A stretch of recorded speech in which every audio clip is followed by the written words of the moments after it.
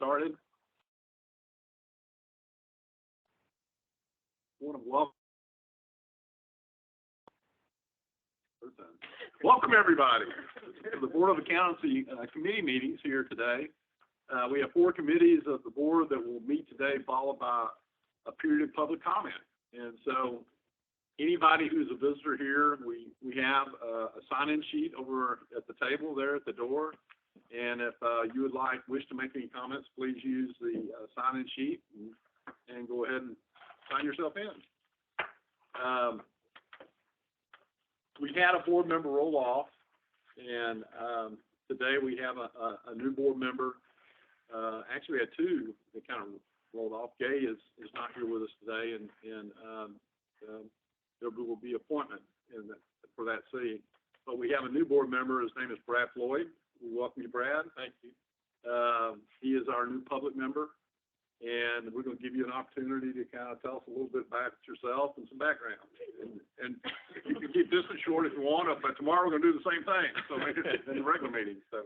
Well, thank you, Mr. Chairman. I understand Judy Weatherby has had some has set the bar high for the public member, and I'll try to meet that obligation. A little about me: I'm a longtime resident of Williamson County in Franklin. Married, 2 grown daughters, second grandchild on the way. So life's good there, and spent a career in association management. Most recently as the CEO of a large state professional association with about 10,000 members, who's doing quite well now, I understand. But it was fun engaging with this board for many years, and look forward to working. It's an honor to be with you today, and look forward to working with you going forward.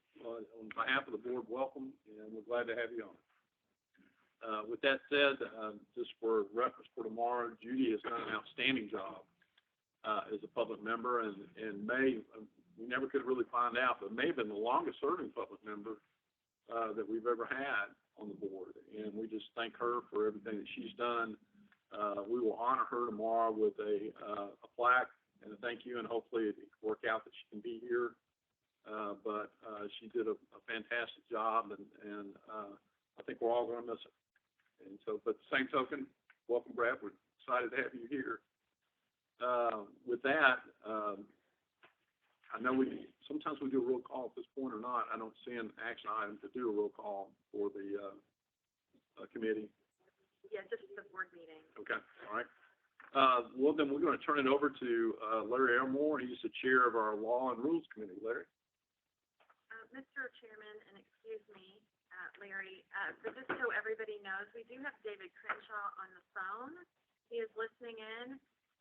He is under the weather and is not sure he's going to vote, but he is going to listen. And David, feel free to make any comments or ask any questions if you'd like to do that. Can you hear us okay?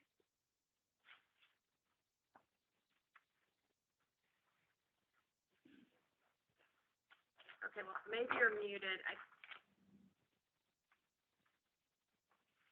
Well, David, regardless, feel free to ask any questions throughout, and we'll move forward. Larry. Okay, I'm going to talk as loud as I can. So I've got my own personal mic here, so those at home can probably hear me better than you can. When we met in May, you may remember that NASPA had just voted, maybe the week before, to amend the accounting rules, or they proposed that state boards amend their accounting rules related to the rule number 0020-01-.06,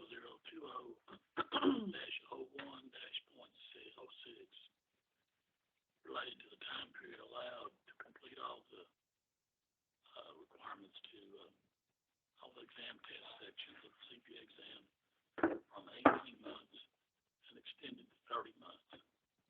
So that recommendation from NASBA's board had just come across, been approved, and so it's now up to the individual state boards like us to decide how we're going to deal with that. So this rulemaking process has to go through several stages. For example,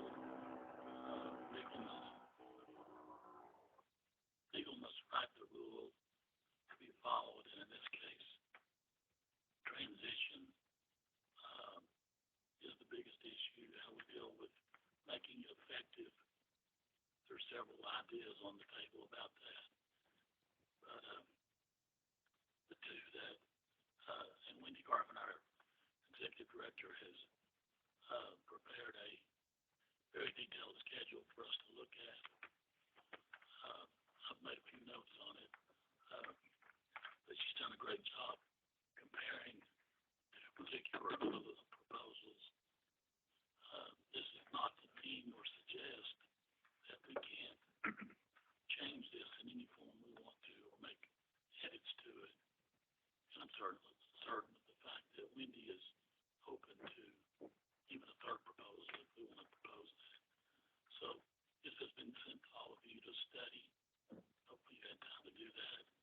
I'm going to turn it over to Wendy to go through the details of this spreadsheet. So Wendy, if you'll do that, then we'll open it up for questions. Thank you, Larry. As a matter of an update to where we are on the rules, they have made it through the department and all the various approvals that we need within the department. And I believe Neil let me know on Friday that they had been sent to the governor's office. So they have officially left the department and they're at the governor's office. Our hope is that we have the initial steps done so that we can have a rulemaking hearing at our October meeting. That would be ideal. So in the meantime, we have candidates who are interested in how we are going to implement this in Tennessee. And so what I provided to you, I know, is a lot of in the weeds kind of information, but I tried to not only give you kind of a visual from a spreadsheet standpoint, but I also tried to talk about it as Pam and I discussed with words as well to try to explain what we could look at here. So the first page of the document that I provided to you is the recommendation by the NASDA's CBT Administration Committee. So Pam and I actually both serve on this committee, and we met in mid to late May in North Carolina to talk about with other various folks from across the country on how states would be recommended to implement this. And so what came out of that meeting, I will read here. All boards of accountancy, the recommendation from the CBT Admin Committee is that all boards of accountancy accept the approved model UAA rules to allow all candidates 30 months from the date initial credit is earned to successfully complete remaining sections of the Uniform CPA exam. The date of initial credit earned should be calculated on the date NASBA provides scores to the boards and or candidates. We recommended targeted implementation date of January 1st, 2024, but no later than July 1st, 2025. So that long date range is taking into account the various requirements that states have to go through to change their rules. And in a couple states, I believe they actually have to change statutes, so it's even more difficult for those states. So some states can change rules in 2 months, some it takes 2 years. And so ideally, if you didn't have any kind of anything against or any difficulties in setting rules, the ideal start date would be January 1st of 24 when the new exam is launched. But ideally, as soon as possible and July 1st, 2025 at the latest. In addition to that recommendation is that the board would grant the executive director the authority to extend credit up to 12 months from the current expiration date on a case-by-case basis until the 30-month rule is effective. So in our case, the rule is going to be effective sometime next year, likely. We don't know what that date's going to be. We can't set that date. And so it's still kind of a fluid date. So we have candidates right now who are expiring likely every day. We've got someone has credit that's expiring under the 18-month requirement. So of course, those individuals are interested in understanding how we would implement in Tennessee, given the fact that the board has approved the move towards a new rule.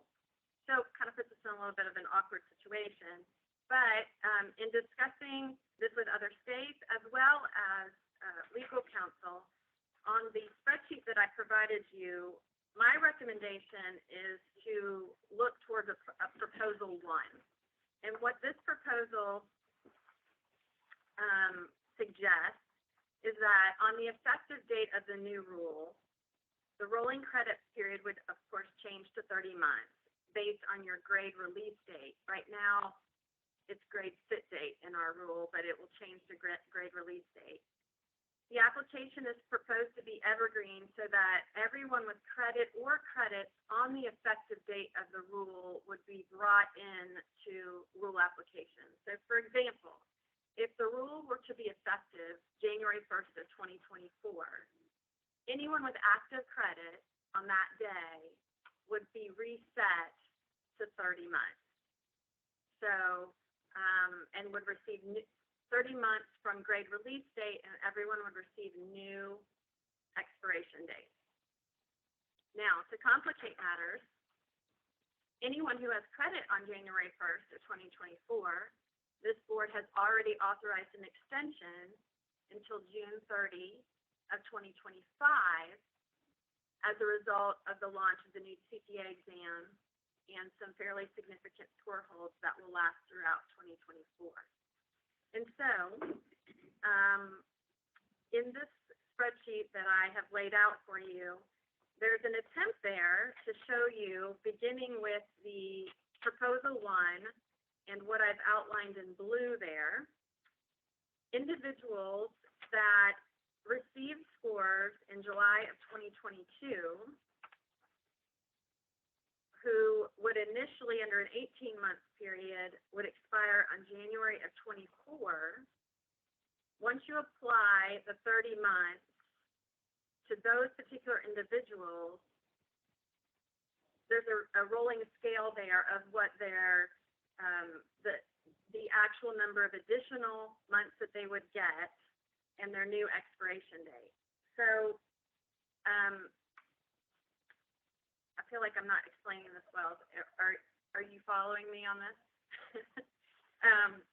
So those individuals, the first group there, are actually going to be extended to 2025 because of the blanket extension that the board authorized.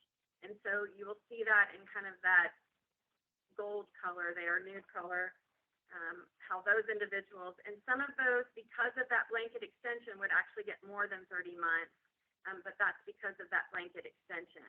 And then as you go forward on that particular schedule, with the left-hand column showing the first grade release date, the second showing under 18 months, and then what their expiration would be. And then once you apply the new rule under Proposal 1, you would then, in the far right column there, see what their new expiration date would be. And so this is the proposal that most aligns with the CBT admin recommendation, and is what I've talked to most states that they are adopting the Proposal 1. So when applying the new rule, Proposal 1 gives anyone with credit on the effective date of the rule a minimum of 30 months. January 1st is used as the effective date in this discussion, although, as I've mentioned before, the effective date will not be known until sometime after the rulemaking hearing. Proposal 1 uses longer of the blanket extension to June 30 of 25, or 30 months, assuming the rule is not effective until January 1, 24 or later.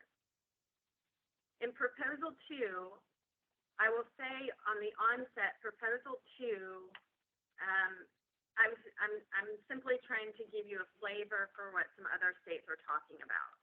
And Proposal 2 is an example being floated by Florida, whereby they are looking at the date that NASBA announced a change in the model rules and effectively going back 30 months from that date.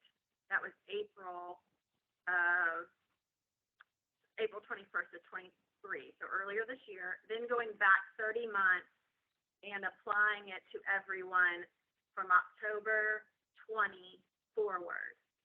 And so that was a very liberal thought and application. My understanding is they have not made any decisions at this point. further discussing this with legal, I'm not going to try to put words in your mouth, but you can follow up after me, but that trying to apply a rule before it's effective is not the best way to move forward. And so while in proposal 1, we are asking for the board to provide authority to the executive director to give extensions, we are not doing a full blanket type of application before the rule is applicable. Have I explained enough, Larry, for folks to start a discussion? Or do you have anything to add, Neil? Yeah, I think it's just a good reminder for everybody to remember that we're still under the 18-month rule. So I think that's what Wendy was referencing in my conversation with her, is that we're not going to have the 30-month rule until that is actually, we go through the rulemaking hearing, it goes to the AG's office, we go through GovOps. So it's just important to keep that in mind. So probably would not recommend what she outlined as far as proposal 2. It seems like proposal 1 would be the most prudent out of the 2 as far as the meeting. So I have one question, just as a clarification. So these folks that have credits still open at January 24, if they've only got the available, let's say just one section, is that why the others have expired? Do all of them come forward? No. Just that one? Correct. Correct. So let's say That wouldn't do them any good, would it? no, it would only apply to any credit that is still active, unexpired credit. So what I'm saying is they have to have all 4 sections with unexpired credits for this to benefit them. Because they can't take those other sections anymore if they've expired. And still within the 18-month rolling period in order for that extension to be. I don't know if that ties in with your question, but I'm saying they're only going to bring one forward. Those others are going to let. Yeah, they'll have to take those sections over, or they'll have to request an extension. It's going to get really complicated. Yeah, it could. I mean, no matter which proposal we go through. Yeah. So hopefully you guys can see the colored version of my document, but the folks that expire between April of this year when NASA announced the change and 12/31, that's likely going to be your group that they are going to expire one or more parts during that time. They may expire when we're in the future going to move to 30 months. So that's where I expect we're going to get most of our extension requests. And you'll see in the next committee that that's where all of the people requesting extensions fall in that category. All except for maybe one. Wendy, have you given any thought to how you're going to explain this to candidates?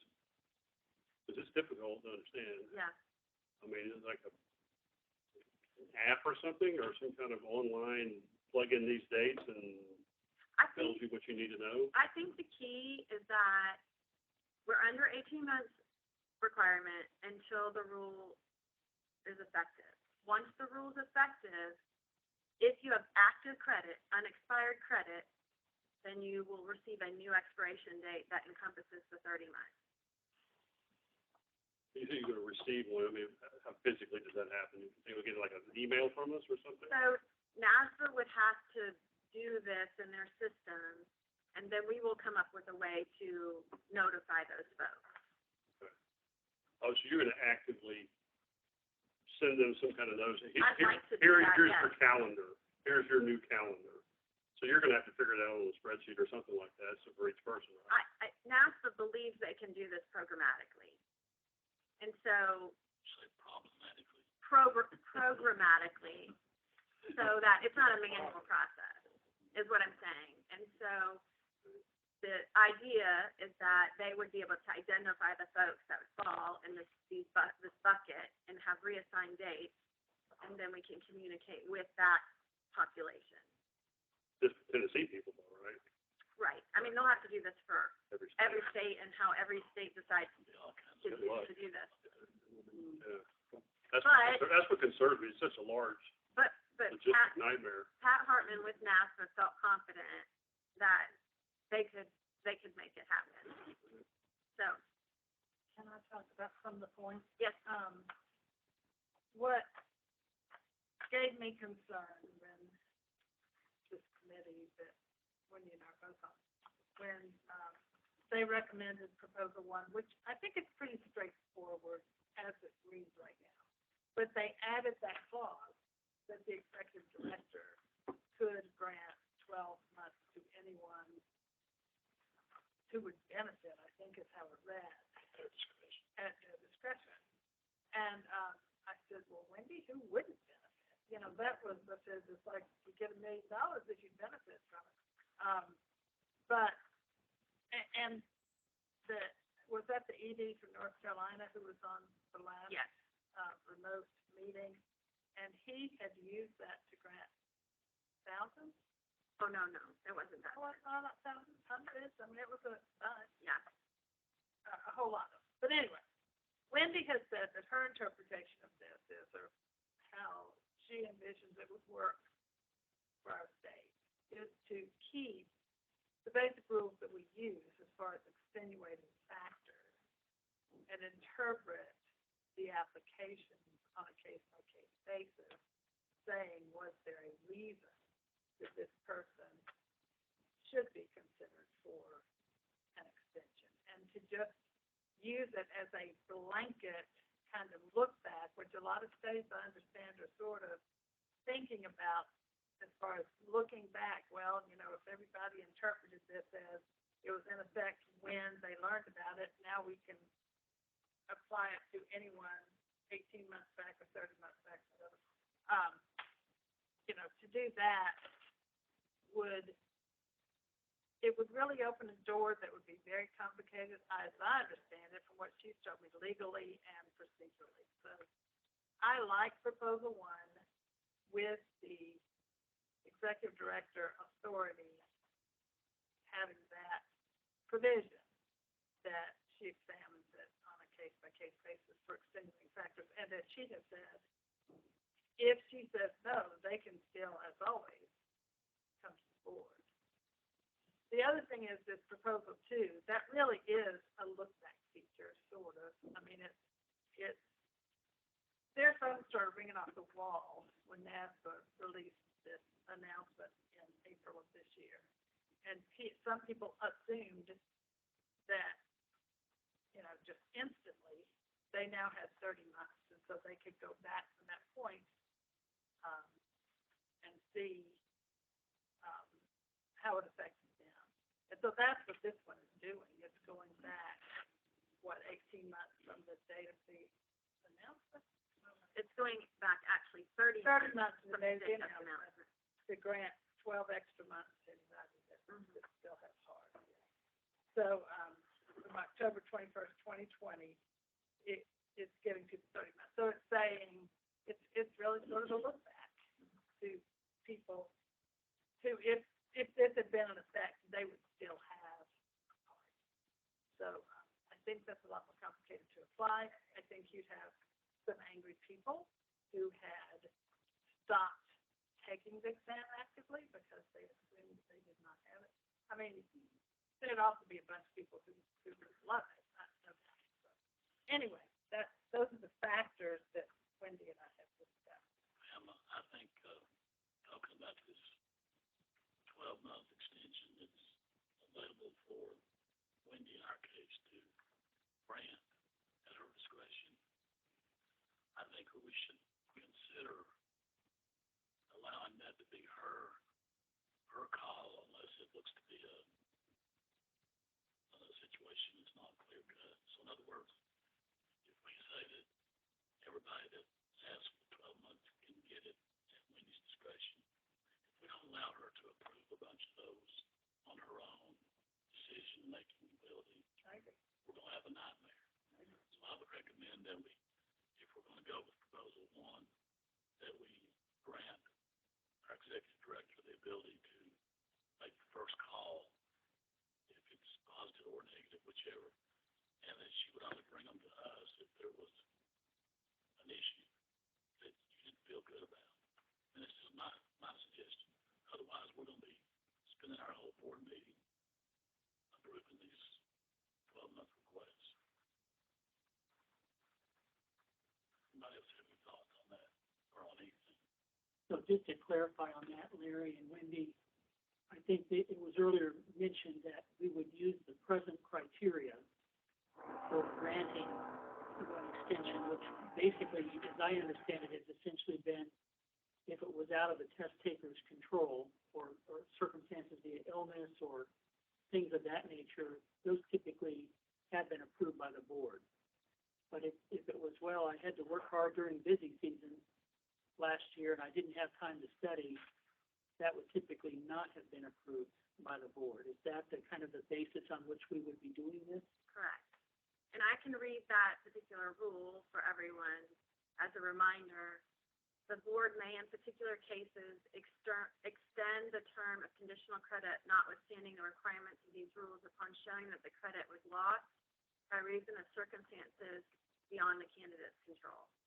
That's what we have applied, and that's what we would need to apply until the rule is changed. Okay.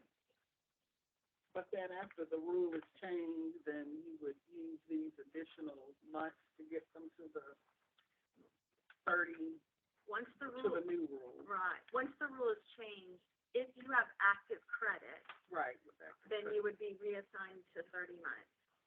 regardless of, Correct, of any correct, reason. yes. Is that what you're asking about? Or are you asking about what she would do for the people asking for an extra 12? But would she have the power to? No, I was asking you. First one.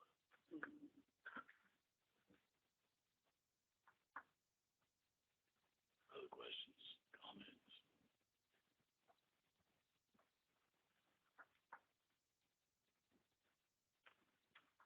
When do we have to take action today on which proposal we like and turn it back to legal to go from there with actually writing the new rule? So there wouldn't be a new written rule. We've already approved a rule that's gonna go through rulemaking hearing. This will just be an application per se. Now, in the minutes for tomorrow's meeting, it will note that, you have given me, if that's what the board decides, that you've given me authority to grant extensions of up to 12 months, in accordance with the current rule. So that we would note that in the minutes, and then that's just how we would move forward. We don't have to vote on proposal 1 versus I don't- proposal 2, or? I don't think, I mean, do you have any thoughts on that? I think that, if, you do need to vote on whether to grant Wendy the authority to issue the 12-month extensions. But,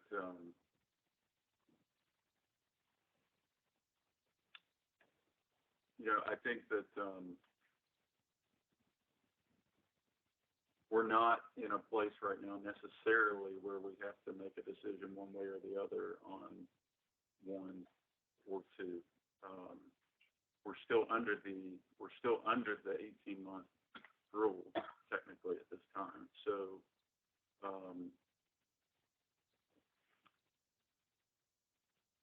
Was there some authority given to you in the rule change that's currently going through the process? No. So, I think what what ultimately we're dealing with is a candidate population that is unclear how this might apply to them. And so, with what we've discussed today and how I've discussed it with legal, is that it cannot be applied until it's effective. And in the meantime, the board will either consider all requests for extension, or you would authorize me to grant extensions of up to 12 months. So I think that's really what we would need I think action on.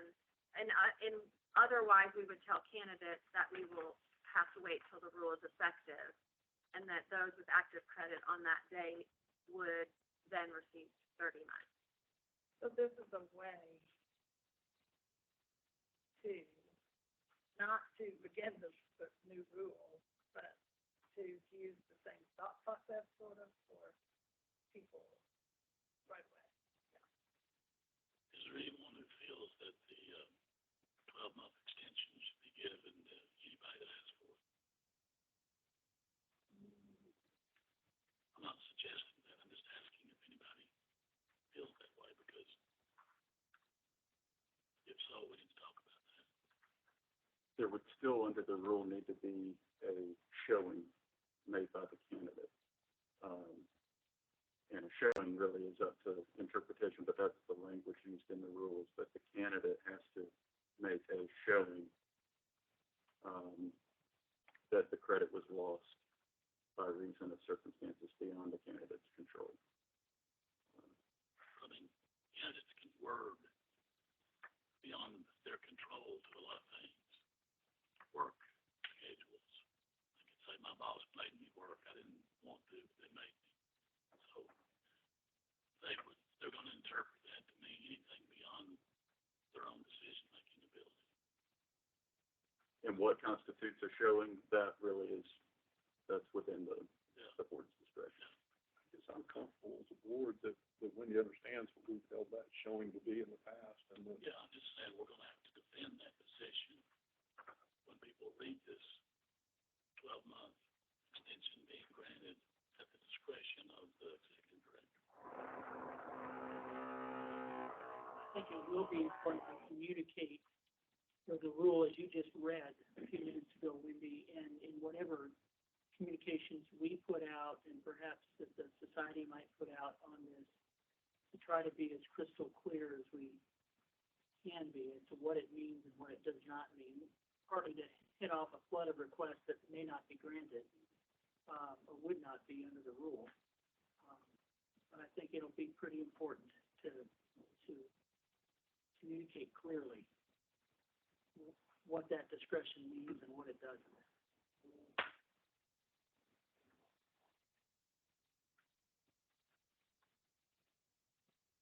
You've done a great job on this schedule. No, it's just too confusing, you know?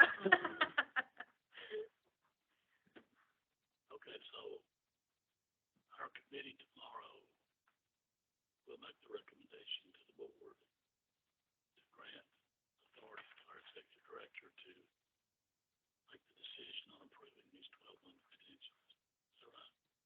Mm-hmm. Do you want a motion and Yeah. second to that of your committee? Yeah, that's where I was Oh, at. yeah. Effective immediately, is that correct? Yeah. And I think we need to be clear about that. Okay, so I would need a motion to that effect. I'll put that in form of a motion, exactly what you said. Are you on this committee? Yes. He knows how to delegate to anybody. I'm not a man hand with making motions. I'm not on. You didn't have a chance to think that. Okay, we have a motion to that effect. I'll hear a second. Second. Okay, we have a motion and a second. Any further discussion? Okay, we'll take a roll call. I don't think we need to do roll call since we don't have everyone's in person. Okay, You just want to say all in favor. all those in favor, aye. Aye. Aye. Any opposed? Motion passes. Mr. Chairman, that's all I have. All right, thank you, Mr. Chairman. Next, we've got licensing and Dean Church.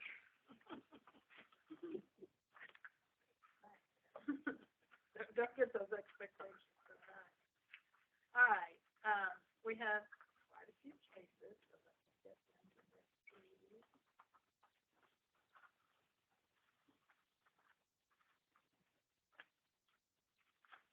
All right, so I will take them in the order that they were listed in the agenda. So we're starting with Elizabeth Cameron.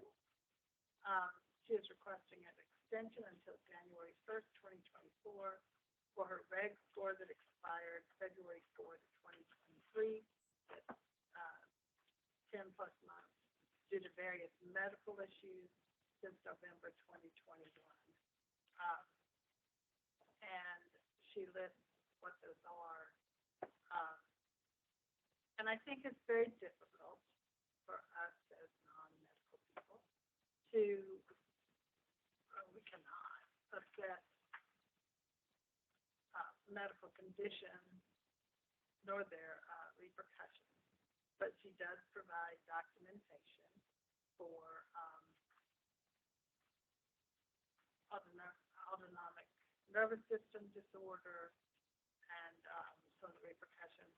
One situation was related to COVID, and then TIA, which is commonly known as a mini stroke, and she does provide documentation of that. So my recommendation is to grant her request because of the ample documentation of several serious matters that would seem to represent extenuating circumstances to me, so I would recommend that we grant the extension to January 1st, 2024. There's a discussion.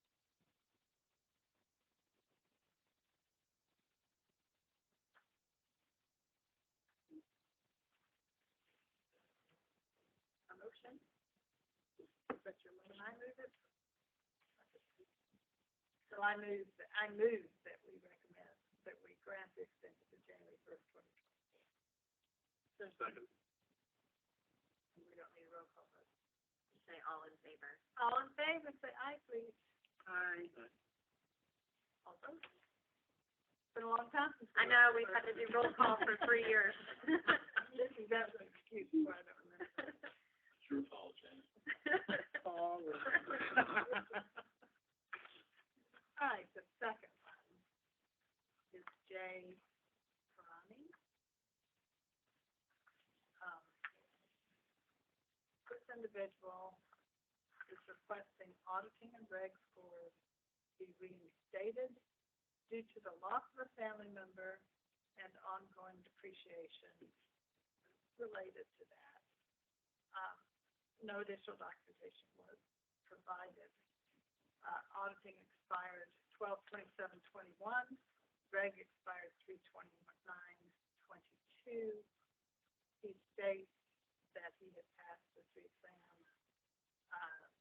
and that a relative in London, he does not specify the relationship, had passed away due to COVID, and that he became depressed. And Wendy, am I correct? Didn't you reach out? He had just sent this in before our last board meeting, and I believe that you asked him, informed him that we need additional documentation already. Correct. And I've received nothing. I haven't received it. So, because of the lack of documentation and minimal facts that we know, I did not find a reason to recommend an extension. Also, this is a retroactive extension of over a year and a half, and that's not generally within the presidency. So I was not going to recommend approval, but would like to open it up for discussion. I'm not on your committee, but I agree with you. Did he respond at all? Since this was just before the last meeting, I advised that it would go to the July meeting. And, he said, I have documentation, and I said, okay, I will need that by July 3rd, I believe I gave him. I did not receive it, and then I followed up as I was putting this stuff together and did not hear back.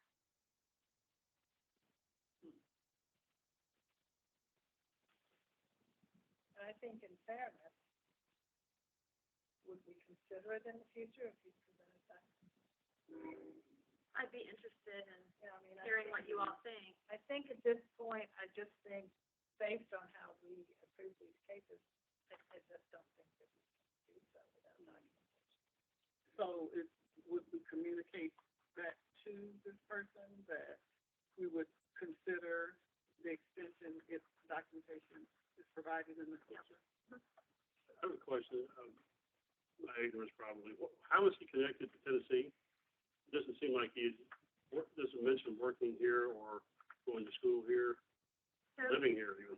right, so candidates can sit and become eligible under any jurisdiction regardless of where they live or work. And so, for whatever reason, this candidate chose Tennessee, and we don't know if maybe he went to school in Tennessee, maybe he has no connection to Tennessee, it's hard to tell. The schools didn't have the connection.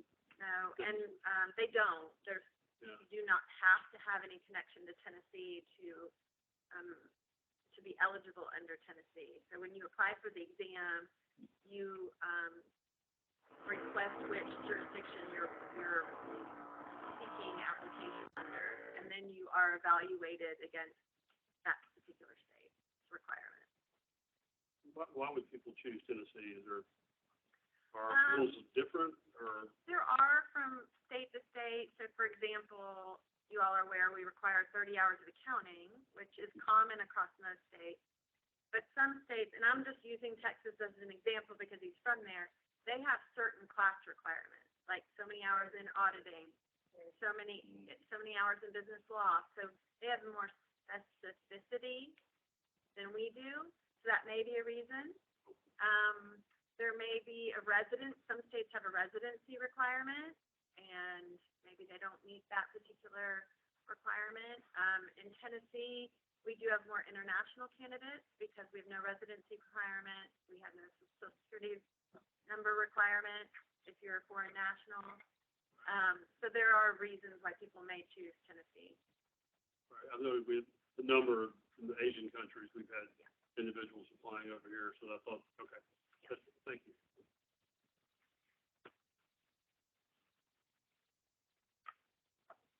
Any other additional discussion? So I would move that we not grant this extension. Second. Well, I would add that communication with this candidate, that we would reconsider if medical documentation is provided. And it wasn't clear to me if he was indicating he's recovered. Well, from the mental health issue. Mm-hmm. Yeah, I think. I don't think he had a diagnosis. Right. According to this, it's just He a didn't description of the really say, condition. Didn't really say, Right. so we can't make assumptions. I think we should know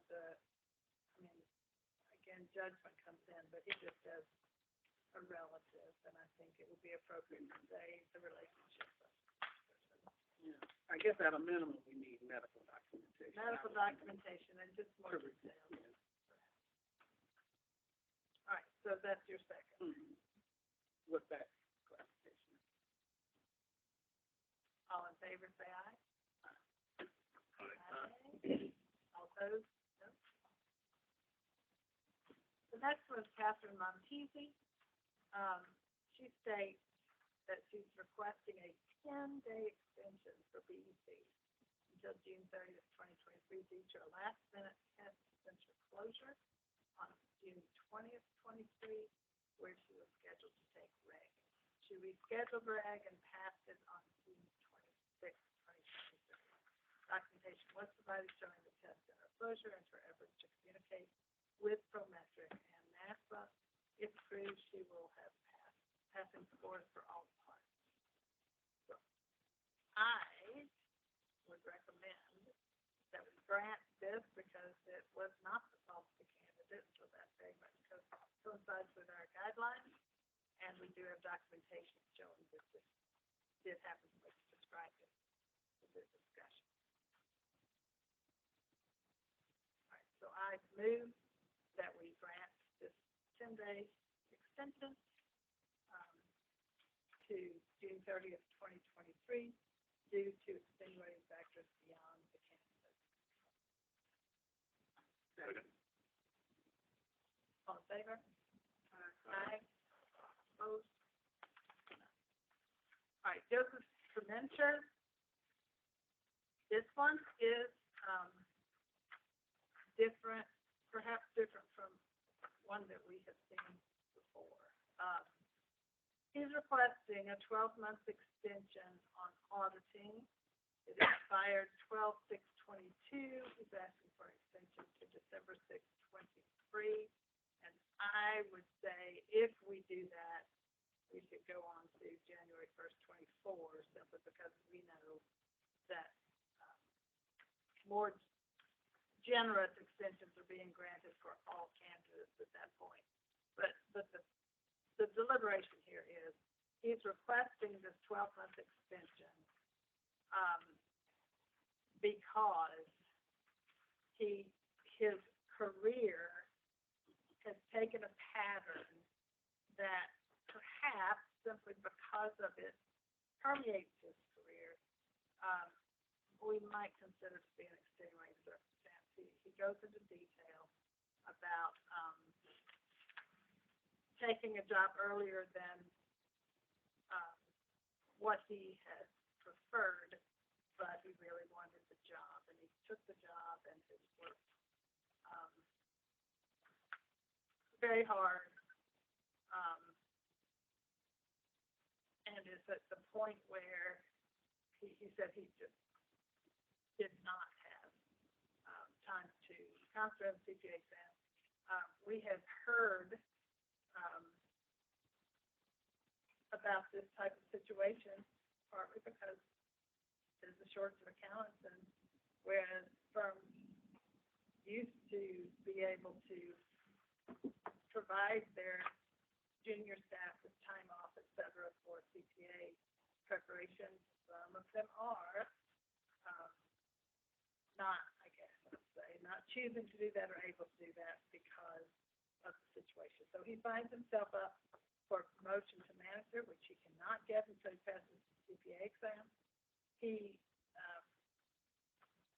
indicates that he shows in documentation showing a 4-month leave of absence from work beginning in May. He focused on the exam. It was going to have him working more hours now. It's, I think, 16 hours a week or something.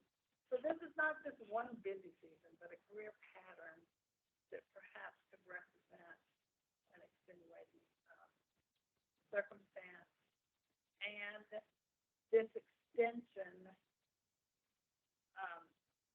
given how close the candidate is to the goal of becoming a CPA and the extreme effort and now sacrifice he's shown, I think it could make a big difference in his obtaining the CPA certificate. So it's a tough one. It's a tough one. But he is showing tremendous effort and sacrifice. So I would recommend we approve it, but I would like to hear this. Sam, I think I should excuse myself from this one. Okay. So if we extend to January 1 of 24, does that mean that everything goes to June 25? Yes. Yes. Well, yes. As opposed to going his 1 year, it would end Yes, correct. in December. So it's a big, big difference. Oh, yeah. I mean, this was also a part that was passed 2 years ago, and expired 6 or 7 months ago. It's a tough one.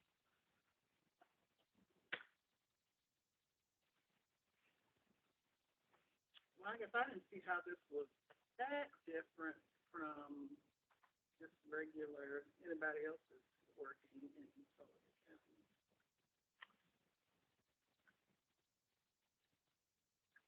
I think when Pam and I had discussed it, it felt like he was meeting us in the middle by sacrificing pay for 4 months to try to get this over with. And so he was acknowledging that it's somewhat on him, but would thoroughly benefit, by trying to get this out of the way before the end of his 4-month leave of absence, by not having to retake that section. Well, and I will say this as well. granting this is sort of in keeping with the approach we're taking with, being generous to people who are needing an extension to get them to the extension we anticipate in January, like we just discussed. You know, by granting her authority to do that for any candidate, it just seems like, to me, this is extenuating. The rules don't say that it has to be medical, et cetera. It says extenuating. And I think this is a career pattern, a long-term pattern that he's pulling himself out of by taking a non-paid leave of absence. And I would just like us to grant him the benefit of the doubt. Not that I don't have misgivings. I know exactly what you're saying. Yeah, well, I'm generally for helping candidates get my pipeline, however and whenever you can, so I can say it. I think he has shown good faith effort. Okay. So other discussion, I think with Rob, recusing himself, it's just John and you and Janet. John, do you want to say more? Yes. All right, well, I move that we grant this extension Grant till when, Pam? through January 1st, 24.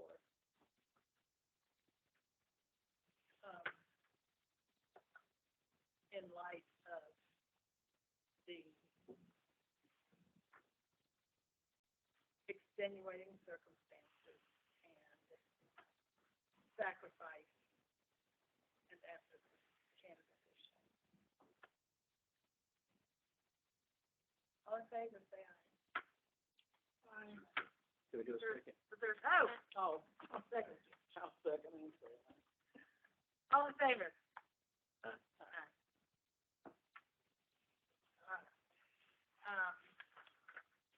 Stewart is on the agenda, but Wendy has said this person has now passed the most sensitive stages. Is that right, Wendy? Yes, Mr. Stewart, requested an extension in advance of really needing it, and so ultimately passed all 4 parts and did not need the extension. My goodness. Yep. All right, and then Ally Zafar. Ally's auditing expired 6/23/23, and is requesting a 5-month extension on auditing until 11/23/23. Due to 3 trips to Pakistan to support his mother after his father's passing.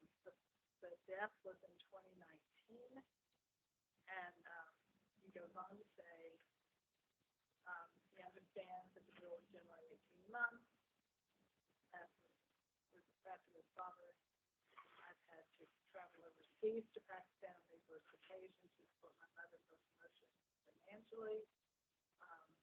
The passing of my father left the whole entire family, primarily my mother, in a very vulnerable situation. They've been married 40 years, and his demise was a result of a very long battle with an invasive form of cancer, in which he required constant attention. So he also traveled a number of times when he was sick,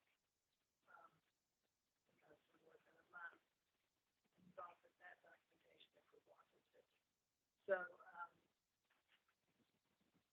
he refers to the COVID-19 travel bans, which may indicate difficulty in traveling when he wanted or needed to travel. He also mentioned that he had a newborn baby during that time. So,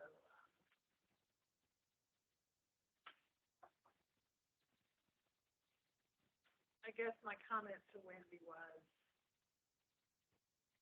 you could look at this and say, well, that was 2019, but it sounds like it was such a grueling situation leading up to that, and such a long distance that, again, I would give this person leniency and grant the extension based on very concrete situations.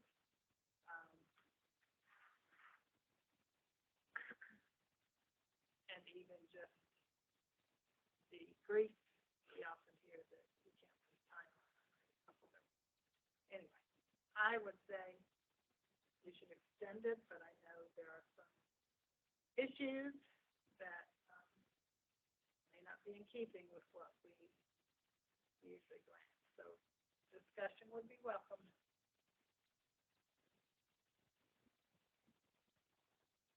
I'm not on the committee, but if the committee and the board approve an extension, I would recommend that we would move it to January 1, 2024. I had thought that too, Kevin, thank you.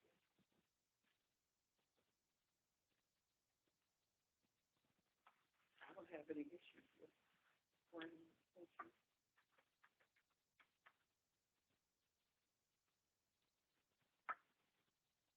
Wendy, I hate to even ask, but do we usually require an obituary or?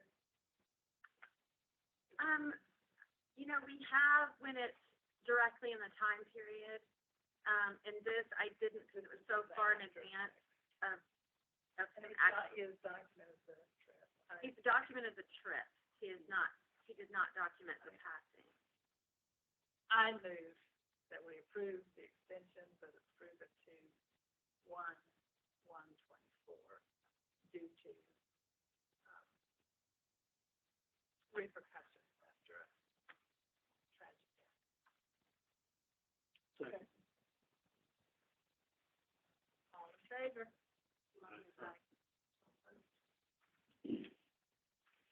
Right.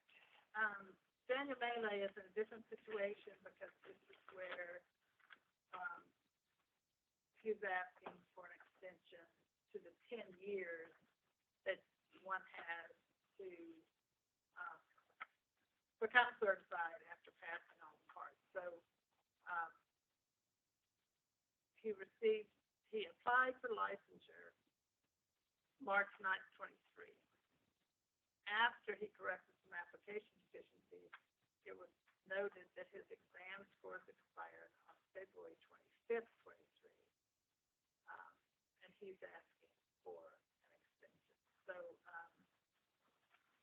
he said he began the process of transferring his CPA exam scores and academic credentials to the State Board of Tennessee in late November 22, when I decided I wanted to move out of California. Unfortunately, it took 5 to 6 months to fully transfer my grades for its judicial documentation. And in the middle of that process, the 10-year window of my CPA scores expired, and he said his work supervisor still has the work experience wrong. And then he got the email saying that they were good to go, but he said, but you passed that 10-year grade window. So, I would support, he gives some things, some reasons, but he thinks this should be granted. It wasn't a long time ago that this 10 years expired. He started the application process before the 10 years had expired, so it's just a matter of days. And he's also an enrolled agent, so he has to get 72 hours of CPE every 3 years. So we have, as long as I've been on board, we've always approved the extensions of that 10-year rule. And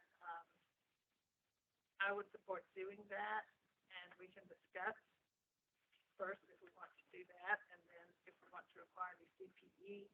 But he pointed out, and Wendy also stated, that as an enrolled agent, he does have to get 72 hours of CPE every 3 years. State current. Discussion. So would he have to do the CPE under the enrolled agent rule or under? Well, the point is, he's already done done them under the enrolled agent rule. So I was thinking we should not require CPE, just assume he is state current. We could. Yeah, I would approve it. Who's actively involved in the profession, preparing tax returns, probably better than a lot. I don't know. He had said he'd been offered, I think, a job to manage the tax department at a firm. We don't know because we have that documentation, but that sounds good. All right, so I would move that we approve this extension, and we don't have to put a time frame. We're just saying that by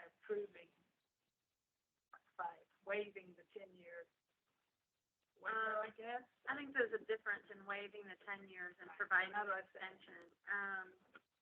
Maybe till today's date. My understanding is Scott has advised me that he applied. He has all the documentation needed. As soon as you all approve, Scott can send it. So I move that we extend the window to today's date, tomorrow. tomorrow's date, July 25th, 2023, in light of the extenuating circumstances. Second. All in favor, say aye. Aye. Opposed? All right, is that everything, Wendy? For licensing, yes, ma'am.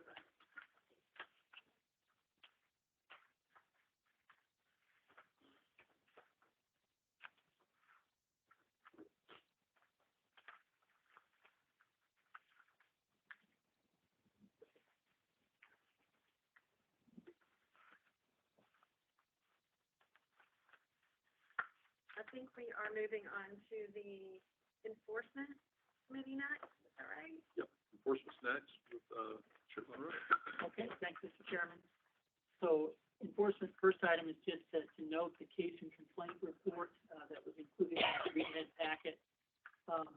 Most of the cases that have a longer age are basically primarily because they've been in legal or litigation monitoring, and we're just waiting for those developments to take place. So I don't really see anything of concern in terms of the aging of our complaints, and frankly, I think this is perhaps a smaller or shorter list than we've had previously, so I think that's good progress. The next item that we have are items relating to the legal report, and these will be actions that the committee will be recommending to the board for its consideration tomorrow. The first block of cases, 1 through 6, and I'll identify them by number when we get to them individually, are on our consent agenda, meaning essentially that no discipline in the form of a civil penalty or suspension or revocation are being recommended. And so I'll go through that block first, and then we'll just deal with any questions and so forth on that, and then we'll proceed to the next block. At the end, we will have an additional representation case relating to the PPE ethics violation case that has had further consideration in the interim since our last board meeting. And so we'll deal with that at the end after the first representation case. With respect to the consent agenda item cases, for the first case, number 2023-011-041, is essentially a billing dispute that is out of our jurisdiction, and so we typically recommend closure on that kind of a case because we don't have authority to settle billing disputes.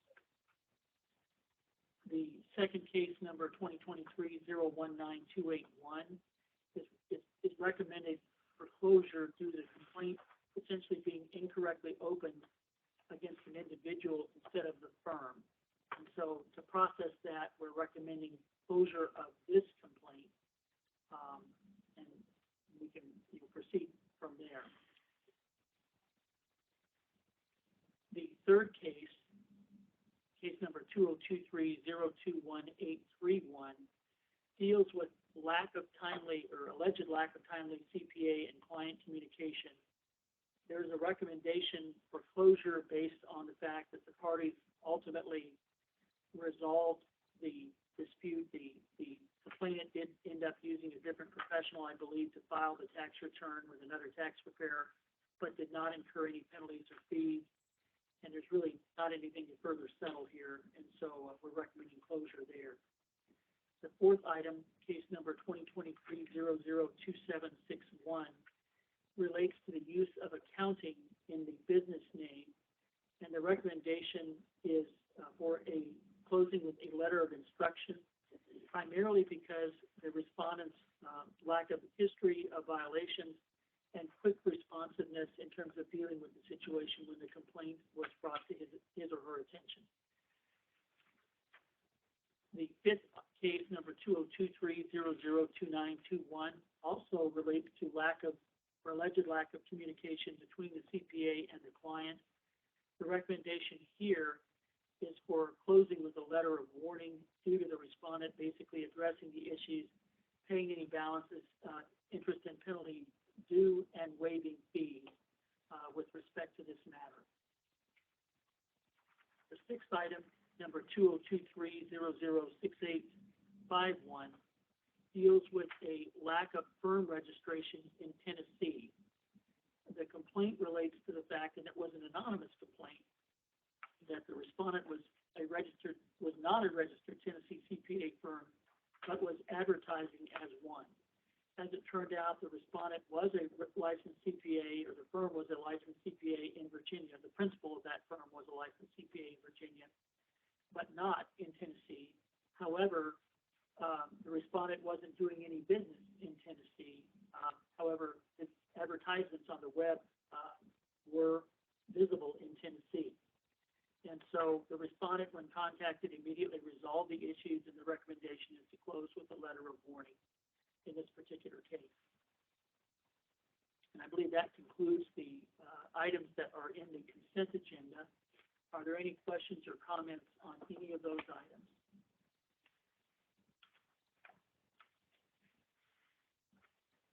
Hearing none, I move that we approve the recommended actions for these 6 items to the board for its consideration tomorrow. Second the motion. We have a motion and a second. Any further discussion? Let's see. I think David's on this committee, so He's going to abstain from Okay. any vote. okay.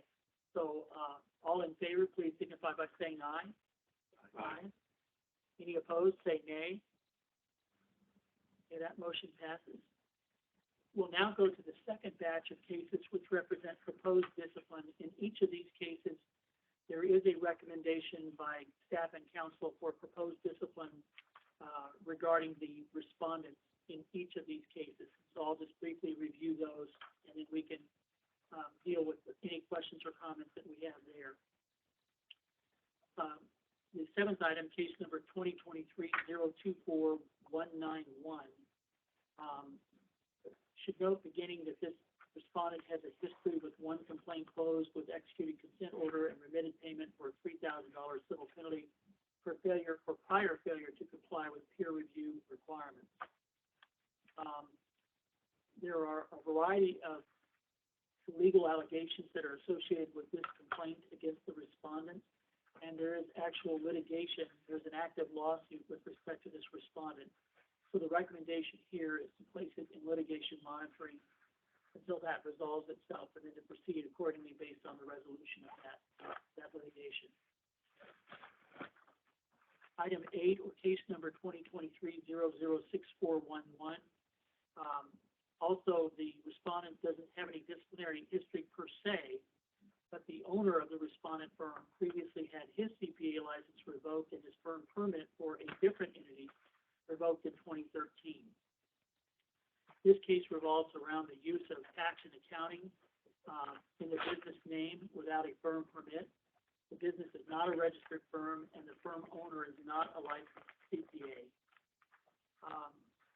The respondent has since removed the inappropriate name, and the case background goes into the aggregating factor that the respondent was formerly a CPA license holder as an individual and firm permit holder, which were revoked after the respondent was convicted of bankruptcy fraud in 2011. There's a mitigating factor that the respondent promptly removed any reference to their business using the accounting designation. So the council recommendation is to authorize a formal hearing with the authority to settle via a consent order upon the respondent's payment of a civil penalty in the amount of $750. Item 9, case number 2023-003351. Again, we have a little history here with respect to the respondent.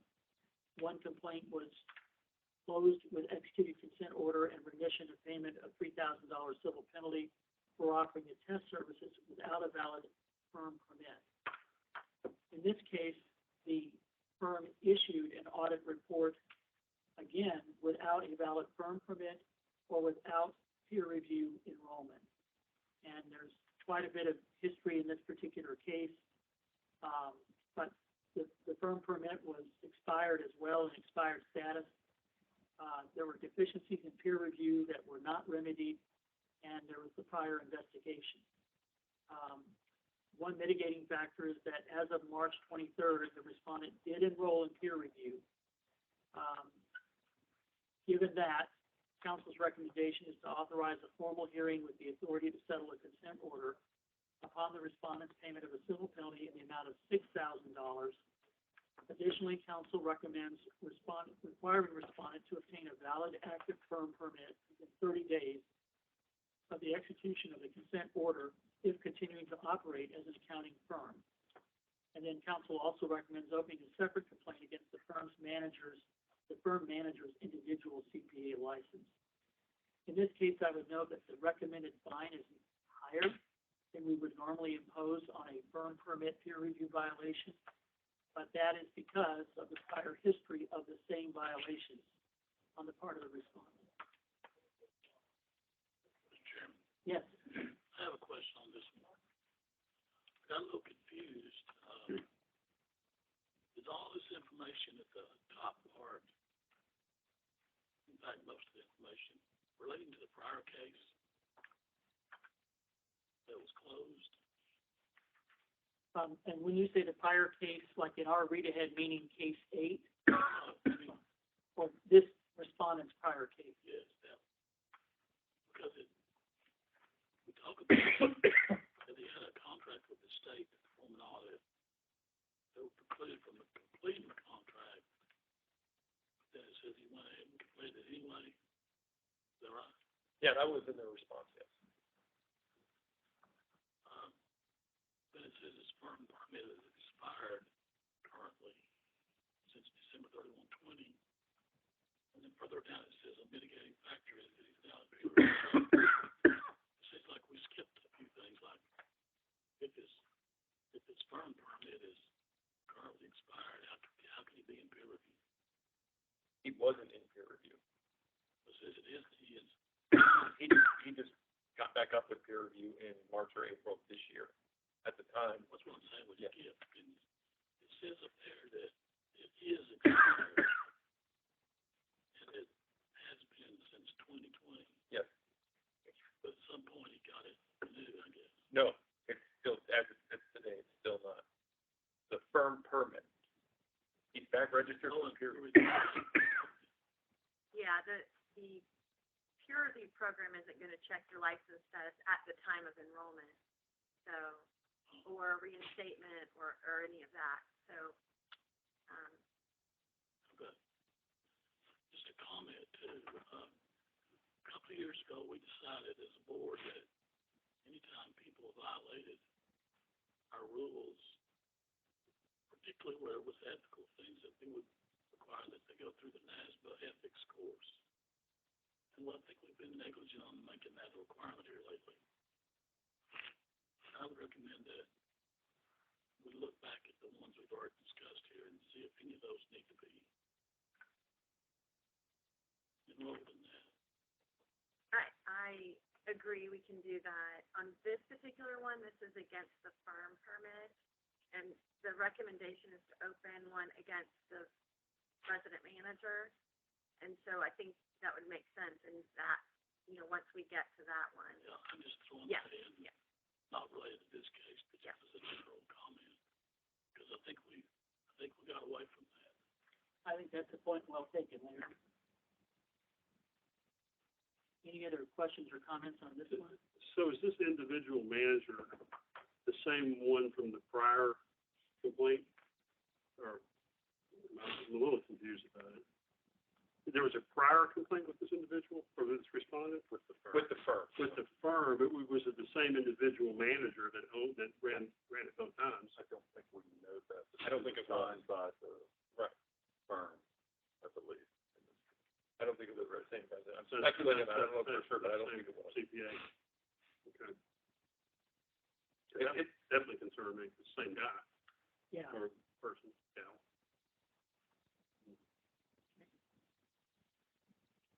The next item, number 10, in case number 2023-002621, is relating to deficient CPE.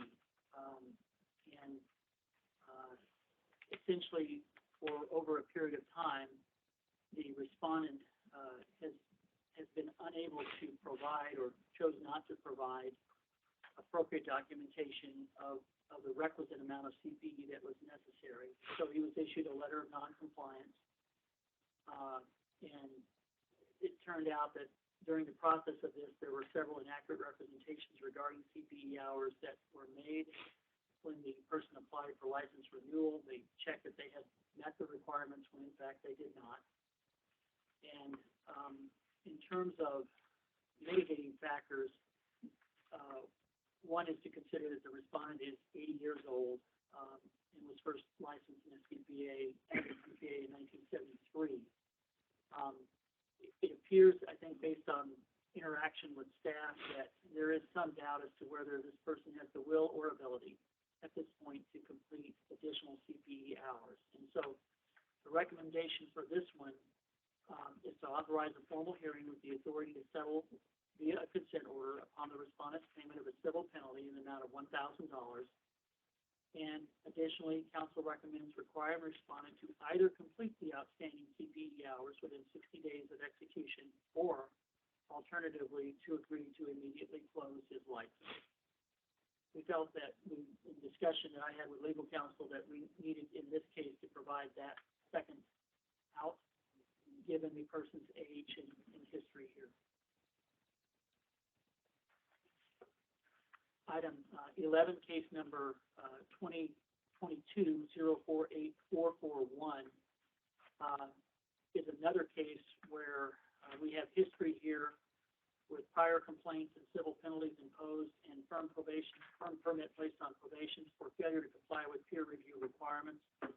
The firm was still on probation, but the expiration date of their firm permit is overriding that probation.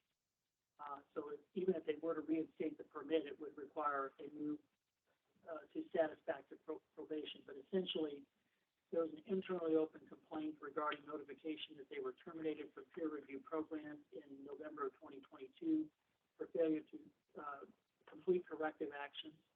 The respondent failed to answer the complaint. The investigation that followed revealed that the respondent had been notified by the peer reviewer of deficiencies.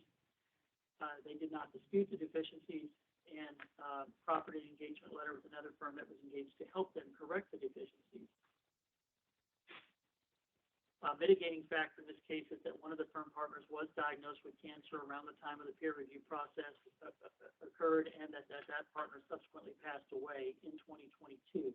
An aggregating factor is in this case is that one of the respondent's owners admitted to the investigator that they had recently completed a further compilation engagement, which is an attest engagement requiring peer review.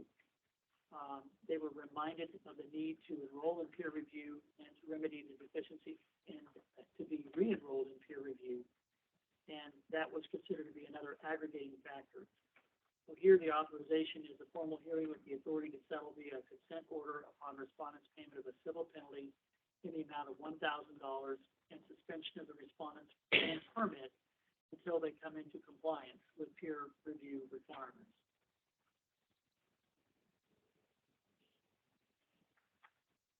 We'll go to case number 12, or item 12, case number 2023-010611.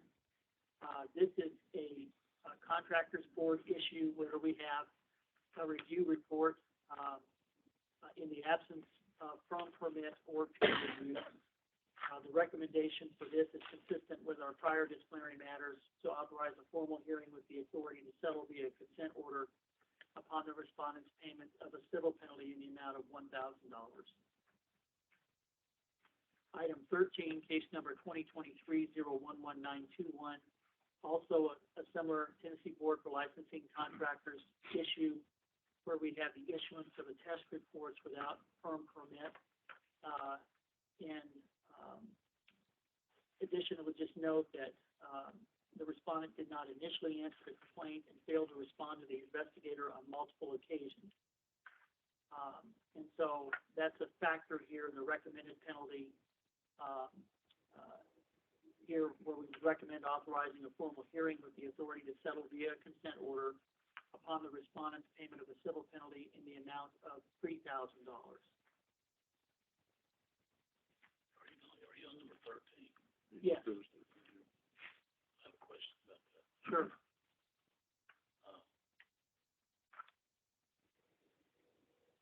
So was this the second occurrence? Was this the second time he had done this? Which number? No, no.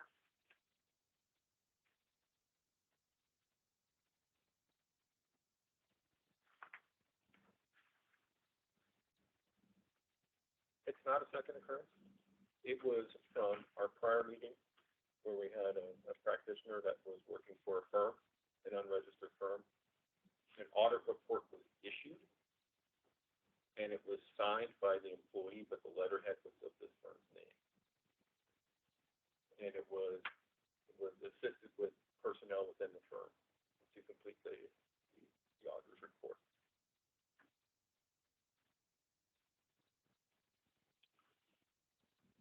This complaint is related to the other complaint. Yes, yes. That was a different entity. That was on the CPA. That was on the CPA, the individual CPA Okay, that signed that auditor's report. This one's on the firm. okay.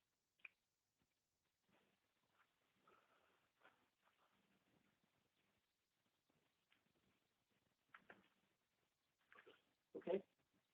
Why did we not handle these at the same time? I'm just curious.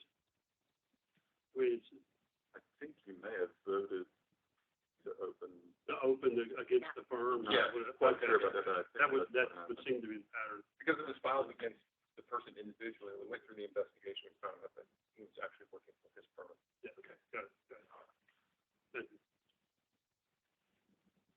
Go to item 14, case number 2023-024651, also another contractors board type of case. In this particular case, we have a firm permit and peer review violation. However, the respondent was cooperative, and the recommendation is to authorize a formal hearing with the authority to settle via consent order upon the respondent's payment of a civil penalty in the amount of $1,000. So we just note that for the last, 3 cases, again, our consistent violation here relates to contractors boards, and for the thousands of CPAs in Tennessee that may be listening to this event, please, if you're going to issue a compilation, a review, or an audit in Tennessee, know that you have to be enrolled in peer review and you have to have a firm permit. If you don't, particularly with respect to the contractors licensing board, which after the fact checks things like this with us, you will be subject to discipline. And the hope is we can work with the contractors board to try to get more of a front-end process to head this off at the beginning and do the gate check before people are issuing reports when they shouldn't be. Mr. Chairman, is this against the firm or an entity? I mean, the firm or individual? Because the wording here says president of respondent. It's other firms. It's a firm. It's a firm. So the respondent is a firm. The respondent is the firm. However, the firm is owned by one of the firm's owners is a CPA. Does that make sense? Right. Okay. That term just through president. Okay, that completes the discussion, or at least the presentation of the cases that are in the proposed discipline category. Are there any further questions or comments on any of these cases? So will we go back on this comment I made about the NASPA course seeing where it applies, and so that'll be a part of the vote tomorrow. Yeah, why don't we just do a quick run through? I think we could do that pretty quickly now, if board members and committee members are okay with that. I mean, basically, we've got cases numbers 7 through 14, some of which are firm related, which would not be subject to the, report. So I believe case 7 is a firm, so that would not be subject to the NASDA ethics requirement. Case 8 also seems to be involving a registered accounting firm. Case 9, also dealing with a registered accounting firm.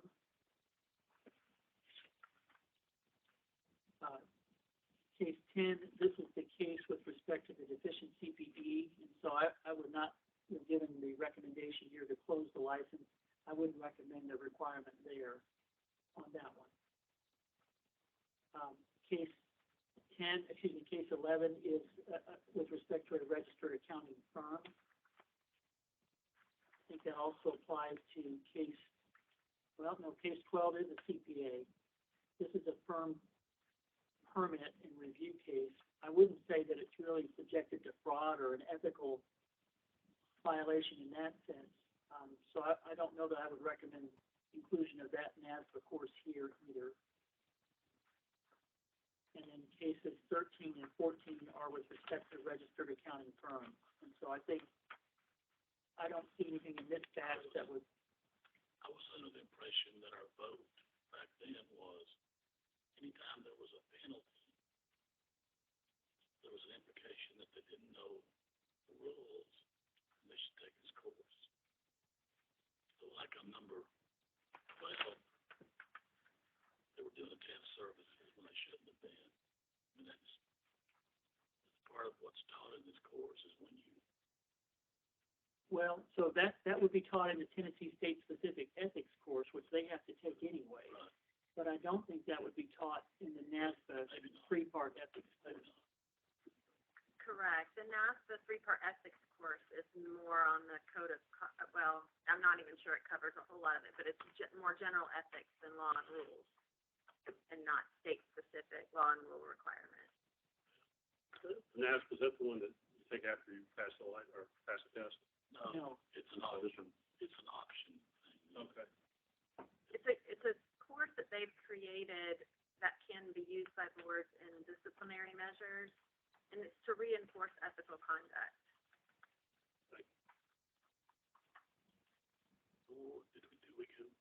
So my take on it is that for this batch of cases in today's committee meeting, there would be none that would be applicable toward so far. That's why you didn't do it. Well, take credit for that, but I think your point, though, Larry, is well taken. I mean, I think we have imposed that, particularly when there have been what I would call fraud or direct, somebody cheating on their taxes, for example, would be a problem, and I think that would be warranted there. All right, so the next item, we have basically 2 representation cases. Oh, I'm sorry, yes, thank you. We do need to address the proposed discipline cases. So I would, first of all, are there any cases that any committee members would like to pull out of this batch and vote on separately? If not, then I would recommend that we approve the recommended discipline in each of the cases of the proposed discipline cases for the board tomorrow. 7 through 14. Yes, items 7 through 14. Second. We have a motion and a second. Is there any further discussion? Okay, all those in favor say aye. Aye. Any opposed, say nay. Thank you. Thanks, Craig. I'd like to just state for the record that our investigator and legal staff did a great job this time. Well, not just this time, but particularly well on explaining the issues, having a good flow to the explanation. I just thought it was very well organized and clear to understand. And so I just wanted to commend them for that. Good job. Amen. But you seem to include more mitigating factors this time. It seems like I've noted in the past, that's been helpful.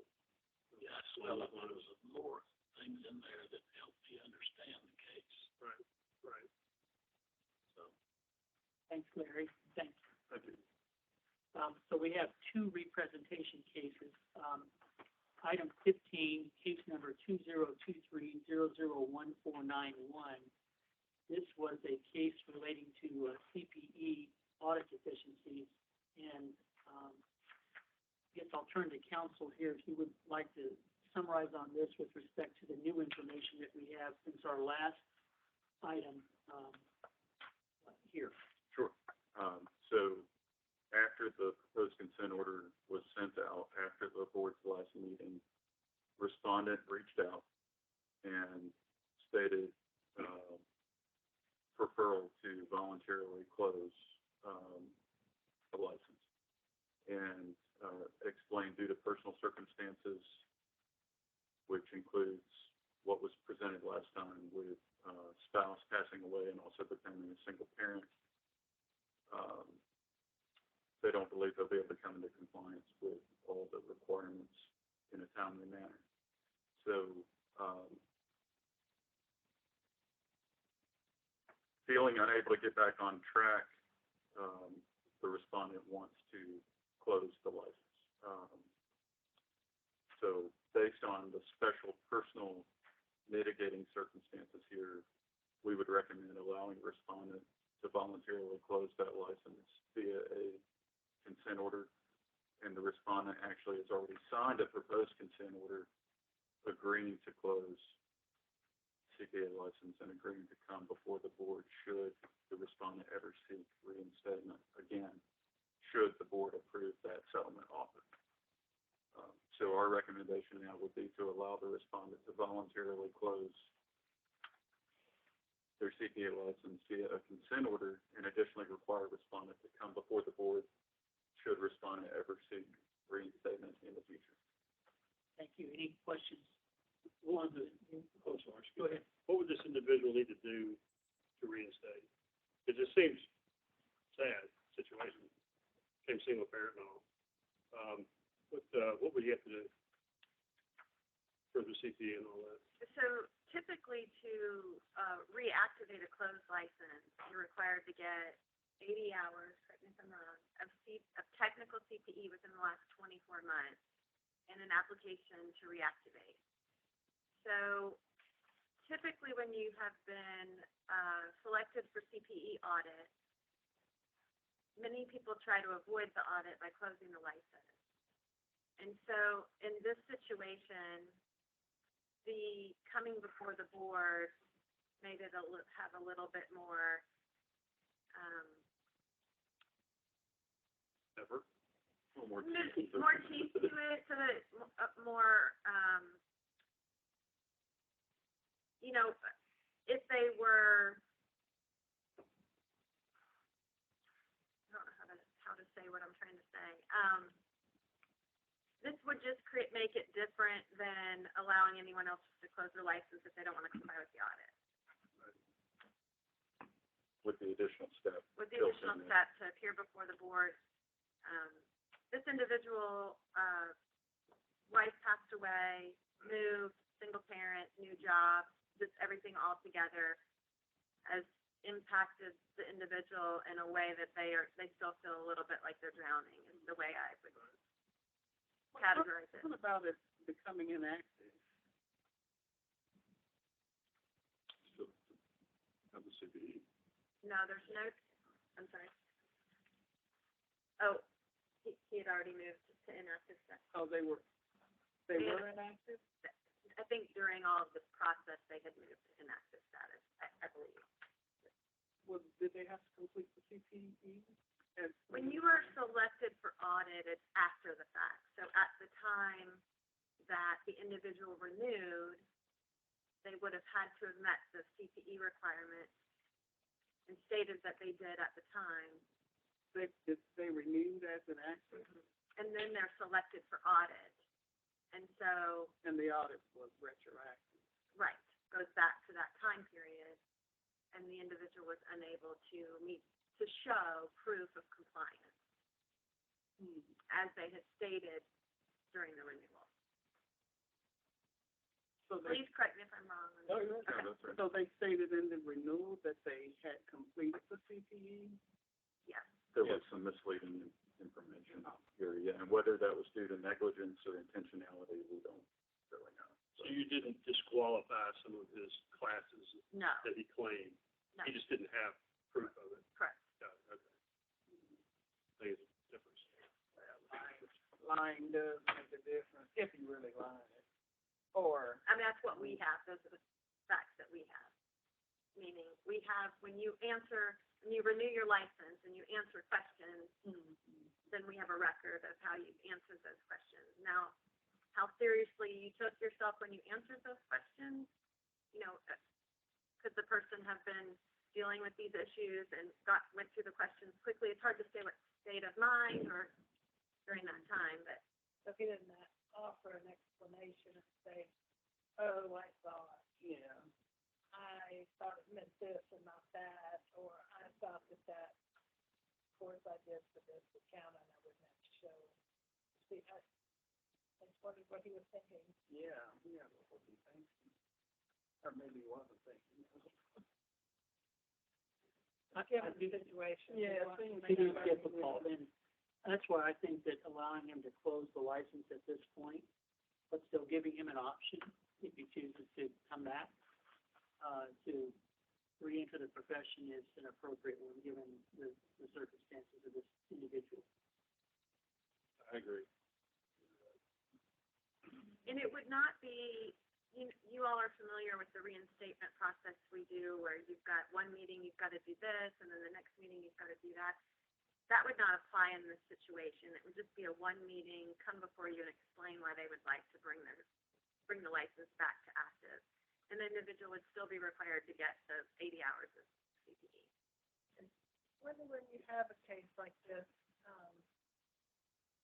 are they offered any information? I mean, I'm thinking, you may be thinking, well, I can't go tie up X number of days, but of course, we all know there's so much online now, and I just wondered if there was any Or if they were already. information they might be given to help them. In how to find CPE, is that what you're Well, asking? I just wondered if there are any discussions about guidance, I guess, that you don't have to go through a line course. And I mean, I guess we know all this, but, I hear people say, oh, I've got to travel to this place to get my CPE. You don't. I mean, there's just lots available. Yeah. It's just a professor. I mean, if it comes, I'm going to counsel this gentleman. if it comes up, I would believe during an investigation that there have been those types of information provided. I can't say that there's routinely a way we communicate that type of information. I mean, for him, through the investigation and the stuff he provided, it's mostly online, So he. that they were taking anyway. Okay, all right, I Yeah, feel they- better. They're licensed in, looks like 2015, so it just, I mean, I could see where, with all that going on, and a newly licensed person, and if you were inactive, you might think, well, I don't have to take CPE if I'm inactive, and then to go back retroactively, I could see where that could be maybe confusing, and the person might say, oh, just close it. At this point, I just can't deal with it. But anyway. I mean, the inactive would have been after the renewal. So at the time, what should have happened would have been, they went to renew and said, I don't have what I need. Let me call the board office, let me email, let me research, and then go inactive at that time instead of saying, I got my CPE and renewed and continued to have an active license, and then be found non-compliant during the audit. He renewed the license in November of 21 and responded to the audit in August of 22, and then changed to inactive status in June of 23. So just recently, and this was for the 2021 period, Inactive came after. well after the fact. basically, and the board has previously discussed this, that we don't allow you to move the status of your license to avoid the audit. At this point, he makes it as a relief to have it aside. And my understanding is, the respondent's comfortable with this outcome. Yes, and it's actually signed a proposed, order effectuating this pending Okay. board, if the board were to approve it. Thank you, Brandon. I'll look for it. Yeah. Okay. So let's deal with this one on a separate vote for the committee members, and then we'll deal with the representation coming up on it, also on a separate vote. So, all those in favor of the recommended, information, which is to allow the respondent to voluntarily close their license via consent order, and to additionally require the respondent to come before the board should they ever seek reactivation. I think we should say here reactivation instead of reinstatement, based on what Wendy just commented. Sorry. So in the new recommendation, we say to ever seek reinstatement, but I think it's reactivation. Would that be? That would be you're correct, Kevin, that's the appropriate term to use.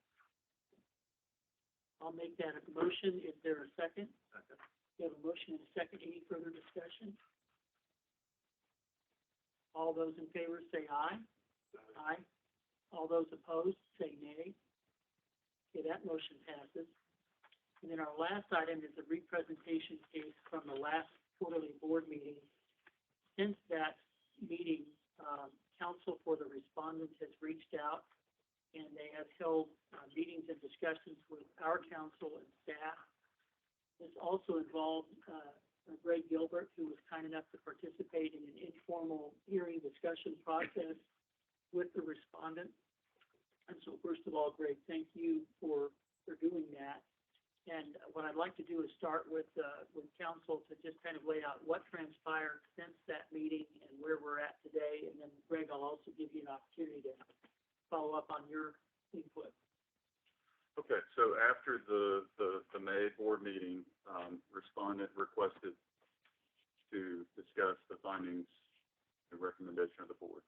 And, so council, staff, and, Mr. Gilbert, met with, respondent and their representatives, and respondent provided some additional information.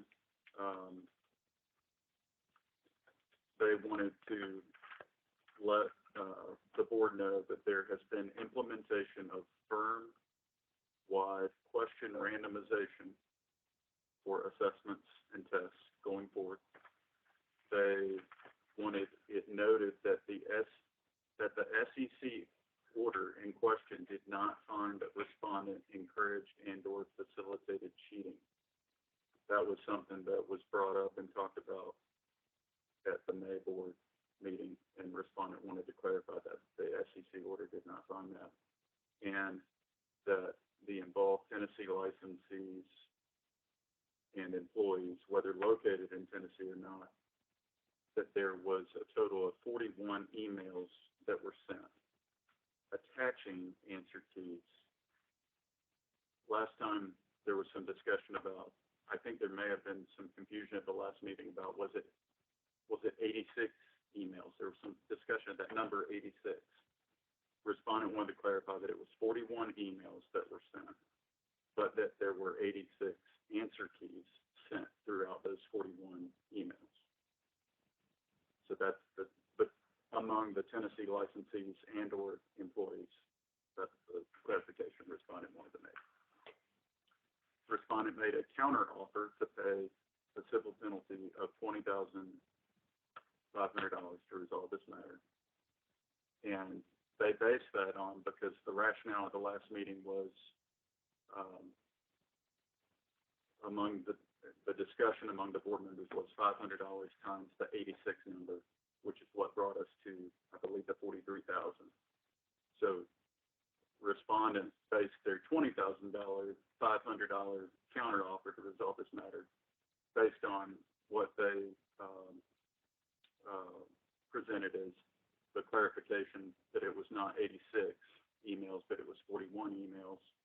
You take the same amount that the board used last time, the $500, you multiply that times 41, and that gets you to their counter offer of $20,500.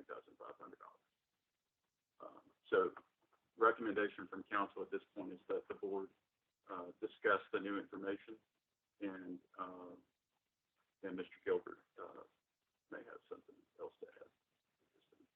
But that's all I've got right now. Thank you, and Greg, thank you first for participating in this process. This is a vehicle that the board will occasionally employ, and just appreciate you doing that and sitting down and participating in this process, and welcome your observations and comments. Thank you, and first thing I would like to do is thank our council, our investigator, and Wendy. This has been, for me, a difficult case, and we've got several meetings, and then one with the respondent and their legal team and their representative. A couple things. One other procedural thing I should mention is, after discussing with council, I should not make any recommendations to the committee or the board as to adjusting the penalties. But I may participate in the discussion. A couple of things that I would mention that they also asked us to address. One of the facts pointed out, which I think we may have known, but I need to put this up on the board, is this would be the largest penalty that this board has ever assessed. Again, this is against a firm. I think the largest penalty, $10,000, we may have assessed was against an individual. So we have apples and oranges there a bit. Secondly, the respondent indicated that in general, their employees achieve CPE hours in excess of those required for licensure in Tennessee. So, for example, that the 80 hours over a 2-year period, they may have received 90 hours, and maybe 10 of them were involved in this situation, that these mistakes, I think is the word that they use, as opposed to cheating. Even absent the answer keys, I think in general, council felt that they would have achieved enough CPE hours for licensure in Tennessee. And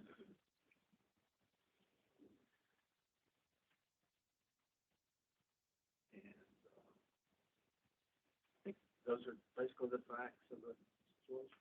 Okay. Well, if I recall, the discussion was the number of acts that they perpetrated, which was, we thought 86. I mean, it was unclear. So now it's not 88. So what constitutes an act? One email with 3 answer keys, that 3 acts? Was that one? They would say one. We said that was 3 different tests, wasn't it? What? That would have, an answer key is an answer key. It may not be of the same test. If they said Right. 3, right? That's the impression that I get. There's still 3 violations. I mean, Yeah, Yeah. my sense is that to me, you weren't cheating on the test with an email, you were cheating on the test with an answer key. right. That's I agree with that. That's my point too. So one email with 3 keys is 3 acts, I guess, is That's how we would look at everything else that came before us. How many times did they repeat that? Mr. Chairman, could I make a statement? I'm not on the committee, but I was involved in this discussion last time. And if you recall, we spent quite a bit of time talking about not only how many acts there were, but how much each act should cost the respondent. And we originally started out with $1,000 per act. Talked quite a bit of time using that $1,000 number. But I think if you go back and watch the tape, as a football coach, go back and watch the tape, you'll see that once we hit that 86 number, we felt like 86,000 was potentially too much. So we said, let's drop that back to $500 per act. So my suggestion to the committee is to go back with 41 acts times 1,000, and you get 41,000. Just a suggestion. think my impression is that council probably feels better basing a penalty on 41 incidences. I don't mean to be putting words in your mouth, so if I misunderstand this, let me know, but, and again, based a penalty on the 41 incidences, because, the outside council at least felt like there could be some, that the 86 number may not have been as solid as the respondent had initially indicated. Is that correct, Neil? Well, I think I would just go back to that it really is the way you look at it and how you determine it. There needs to be a rationale for it, but it really is the board's discretion on, are you going to look at it as if it's, 86 separate transactions or occurrences based on the answer keys, or are you going to base it on the emails? Or, a combination of the two in some form or fashion. And they've agreed to the 41. That's one thing we've agreed on. They've agreed that it was 41 emails. So if you go with the 41 and you go back to our original penalty amount, come back with almost the same number. They also agreed to the 86 answer keys, Yes. is that correct? Yes, they confirmed it was 86 They want to be emails. assessed on the 41. Yes. After meeting with them, they saw what their impression was of your conversation was that there was 86 emails, not 86 instances. Yeah. So I think they were trying to make a point of clarification, but we discussed this quite a bit going back and forth, whether using the 41 as opposed to the 86. I think that there's an argument either way. I think you can argue it's 86 instances. Attaching one answer key is an instance, and then attaching another was another choice. But I do think the 41,000 is also on firm ground. So you could go either way, the board. Well, and I think all of us that were there and participated in that discussion, and I'm the chiefest of sinners here. I mean, we moved all over the place collectively in that discussion because it was wrestling with a case that, unlike any that we had dealt with before, in terms of its magnitude. And so I could understand the respondent's confusion. And Larry had to look at the tape because of his role, in terms of verifying the meeting minutes. I'm not Oh, secretary. okay, was that great? Okay, so you had to watch it. For the time. Larry watched it because he didn't have anything else to do. I watched both the committee day and the board meeting day just to make sure that I had the facts correct and prepared for our meeting. Well, thank you for doing that, and we did, we chased that around the room and around the table several times, and there were several iterations of thoughts, and so I'm sympathetic to the notion that there might have been confusion, and this is our opportunity to clarify, but for me, as a committee member, to me, I'm worried, I focus on the act of the distribution of the answer key. And if you had 3 different answer keys to 3 different tests that you were sending to somebody to help them, well, then they were, basically, you were aiding and abetting them to cheat on 3 different tests. And, I don't think that the original amount of $500 per act, even if we applied it to 86, is that over the top or unreasonable. But I certainly acknowledge their point that the number of emails used to send those 86 answer keys were 41, based on their stipulation, and the number of answer keys sent, based on their stipulation, was 86. And so, on this one, I would recommend and basically move, and then we can, if there's a second, we can have some discussion. I would move that we basically retain a civil penalty of $43,000 calculated at a rate of $500 per answer key sent as stipulated by the respondent with respect to this matter. So I'll put that in the form of a motion, and then if there's a second, we'll just have some discussion. So, as a frame of reference, on this particular committee, we have Chairman Bonner, Chairman Monroe, who's here with us today. We have David Crenshaw, who's on the phone but not participating in the discussion. We have Greg Gilbert, who is recusing himself from this particular decision. We had Gay Moon, who's not with us today, and Rob Vance. So we only have 2 enforcement committee members in the room that can vote on this. so I think legal can help me with this, but I think that it might be good if there's a full discussion, and recommendations. Why don't we just include everybody? And then we can flesh out a recommendation for tomorrow's board meeting by everyone in the room. Would that be okay with you? Yeah, yes. Okay, and of course Greg would be recusing himself. What about if we just let the executive members not vote and then bring it forward tomorrow before we have our vote in it instead of having everybody today? Because technically we already have. Yeah, we don't necessarily need, you mean let those two vote? Is that what you're saying? In other words, let, not them, but just take our executive committee, which would be Greg, and myself, and Monroe, and, well, he's already on that committee, but Larry, and let us just sit back, and then that way we have the full vote tomorrow. Would that be? Okay, so the executive committee not voting today. Not today, but then the committee can bring it to, the board tomorrow with at least having some members here present today, that would be new to the vote. That's not logical. We can certainly, I mean, whatever vote happens today is really just a recommendation. Okay. To the full board. So, I just felt more comfortable encouraging everybody to be part of the conversation. And then, I'm sorry. No, sorry, you're good. We were just. Okay. I just wanted to give more than the two of them an opportunity and understanding to have more of a discussion today. So I'm fine with however legal thinks we should proceed with a quote, vote or recommendation for tomorrow.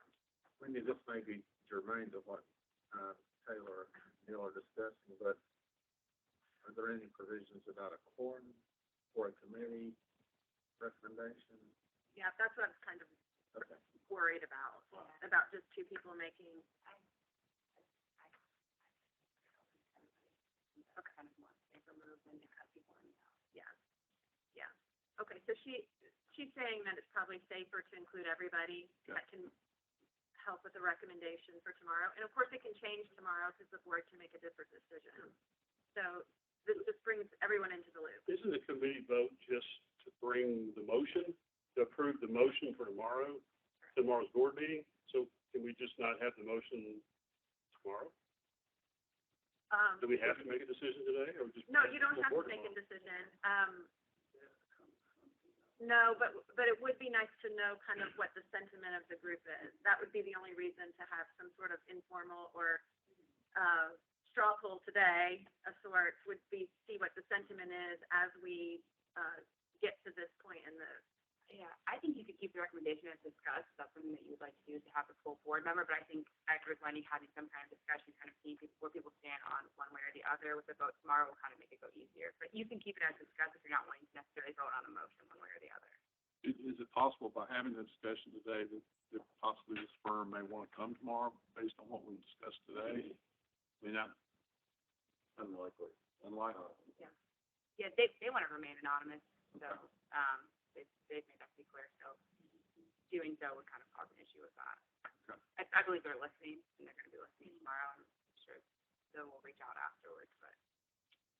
Is our issue then related to the I think I have the most recent recommendation, using the 1,000 or the 500 times the 41 incident? I believe that's kind of the Is that thought, where we are Eric, now? either giving 1,000 times the 41 emails they provided, or the 86 numbers they provided, how many answer keys are sent times 500. I believe that's kind of the two. They just want to know our formula. Yeah, Right. yeah. And that's Yeah. fair, because we considered several different iterations on that, and Yeah, I think what I got from their conversation when we met with them was that they didn't believe that the 86 number was correct, because they thought it was being referred to as emails as opposed to number of answer keys, and so they weren't in agreement with the number. So then they came back with that 28,500, I think, because they believe they only sent 41 emails. But both are well with either theory you go with, are both well within the board's power. That was the only reason I suggested going with Yeah. 41, is because they've agreed to that number. Mm-hmm. Just But times 1,000. Yeah, I don't know what they'll come back at that point and say. They don't like that it went from 500 to 1,000, but that's well within your power. But I'm also fine with what Kevin is suggesting too, so. I'm of the personal belief that there's an argument to be made either way, so. Yeah, Can you repeat what you were suggesting? yeah, so what I'm suggesting is that we would respond, that the penalty, the proposed civil penalty would remain at $43,000, predicated on the 86 answer keys that were sent, which they have stipulated to, at $500 penalty per answer key sent, for a total of $43,000. I just feel more comfortable linking it to to me, the most underlying act is the answer key, Right. not so much the number of emails, that were sent. That's where I landed. For my notes, I thought we were in agreement that it was 86 instances. Or they're the ones disagreeing. Yeah, when they viewed it, they felt there was uncertainty whether or not it was emails or Was answer keys the sent. problem in some wording that was given to them where it said 86? I believe our understanding is that that's what they got from listening to the committee meeting. Yeah, I think there was discussion at the May meeting that it was 86 instances, so it really depends on how the board defines an instance. Yeah, I believe they took that as emails as opposed to Right. answer keys. We took it as that. And I don't blame them. I mean, No, yeah, that's not a, that's another thing we discussed. We weren't sure. We both brought up and could see how it could go either way. So we wanted to make sure the whole board was in understanding that every person was thinking of it as an instance, as opposed to half thinking of it as 86 instances and half thinking into it 86 emails. Yeah, I think there was Kind of divide it out. there was something said at the May meeting about 86 times, or 86 cents, something like that. So I think, I don't know what the thought was among the board at the Was May this meeting. discussed about the two individuals that we recommended to, for investigation? Yes, Did they send like 20+ emails, or did they send, 22 answer keys. did they, How many? theirs was 22 answer and keys 27, oriented? Okay. We are not sure exactly. They did not kind of lay out how many each email was sent by each person, but based on the information they originally provided us, one person said 22, one person said 27 answer keys. Okay. How many emails those went out with, we're not sure. Okay, so it's the same criteria, I guess, the same measurement. Yeah. Okay. Well, if you send me 3 answer keys, Mm-hmm. you've committed a violation 3 times because I took 3 exams. That is how I view it as well, yeah. I view it as attaching one entity as one act, attaching another entity. It's kind of demonstrating someone an email in each.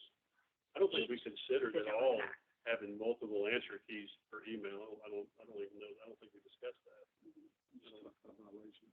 yeah. Yeah, I don't think that, we knew that. And I think their thought process is more one email is one violation. And that's kind of how they were viewing it. So I think they just wanted to present their point.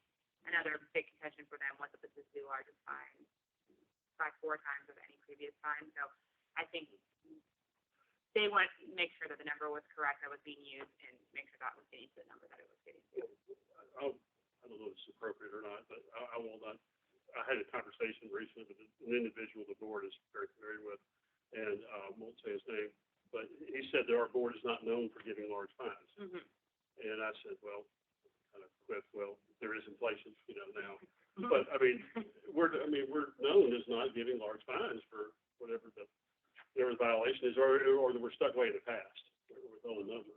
I don't think we've ever had anybody give this many violations. Well, Yeah. I mean, so it's kind of apples and oranges, well, but I just saying that, I mean, $500 or $1,000 per violation is not much. Yeah. Really. Well, In the grand particularly in scheme the of things. context of the $100 million fine that the SEC imposed, and for which there was a vigorous dissent on the part of one or more SEC commissioners as to the egregiousness of the amount of that fine. That was the largest SEC fine of an accounting firm in And the we history. discussed with their counsel as well as how this compares to other things. There are 28 people involved within this firm. So even if you, let's say the highest you've ever fined an individual is $10,000, if you divide 43,000 divided by 28 per person, it's not even getting close to that. But they feel differently about that. They wanted that presented to the board. Well, that's 28 Tennessee CPAs. Mm-hmm. Right. Yeah, sorry, I apologize. Yeah, 20 people, licensees or employees involved in Tennessee. Were we obligated to give them, like, Larry touched on this, were we obligated to specify a formula? Or could we not? It seemed to me that when we were discussing this, Mm-hmm. that we used formulas to sort of give us a ballpark. Yeah. But it seems to me if we had just hit upon 30,000, Mm-hmm. that we would not to have on the record how you're reaching the number you're reaching to. Just, let's say anything, that's not necessarily saying this one is going to go to a hearing, but let's say that one goes, this one goes forward to a hearing. It's important to have kind of a foundation for how you reach the, yes, a rationale foundation for how you reach the suggested penalty that you provided with So the to consent support order. that, Mhm. you said that when they gave us numbers on the incidents that the two individuals were involved in, they used number of, Yes, they provided a spreadsheet with, each Does licensee that or employee. coincides with how we did it. Yeah, yes, they take an opposite stance of how the conversation went. Their interpretation was emails, and so I think that's where they based their counter offer off of. And I think, because that's how they viewed it, it was important to just kind of clarify on the record that every single person involved in the vote understands it as instances as opposed to email. I think it just kind of, supports your decision and clarifies any further argument from the respondent. Were we still trying to do something with the two allegedly egregious? Those are gonna have complaints open against them, but we wanted to kind of, close out this one prior to give more insight. I wasn't in favor of that. Not to say that that's gonna go one way or the other, but we're gonna open complaints and open investigations, and it's gonna come before you again. You can kind of decide what you wanna do with the information provided. And I think a big point of conversation with that one was it being encouraged or facilitated, and did they feel that from the respondent? And that's something that they definitely wanted us to refer to you guys, that it was not an environment of facilitation or encouragement by them, and that the SEC order did not find that. I think those are fair points to be presented and were presented, so I appreciate that. And Greg, appreciate also, as you mentioned, it was several conversations, either internally with council and staff, and then ultimately with the respondent. And so just appreciate the time, and these are not easy. The other issues, I mean, these violations generally occurred probably 4 years ago. And then through the slowness of time and the PCOB and the SEC's wheels of justice, it just takes a while to deal with that. But, so kind of what we have out on the table is lynching it to the acts being the answer keys that were being sent. 86, by their stipulation, were sent in this context at $500 per answer key, resulting in a $43,000 proposed civil penalty on this one. Any further discussion or comments? The board will vote as a whole tomorrow when we get to that, but you know, I'm just glad we are opening up to everybody for their way in here. So are we gonna, somebody make a motion and then have a discussion, or?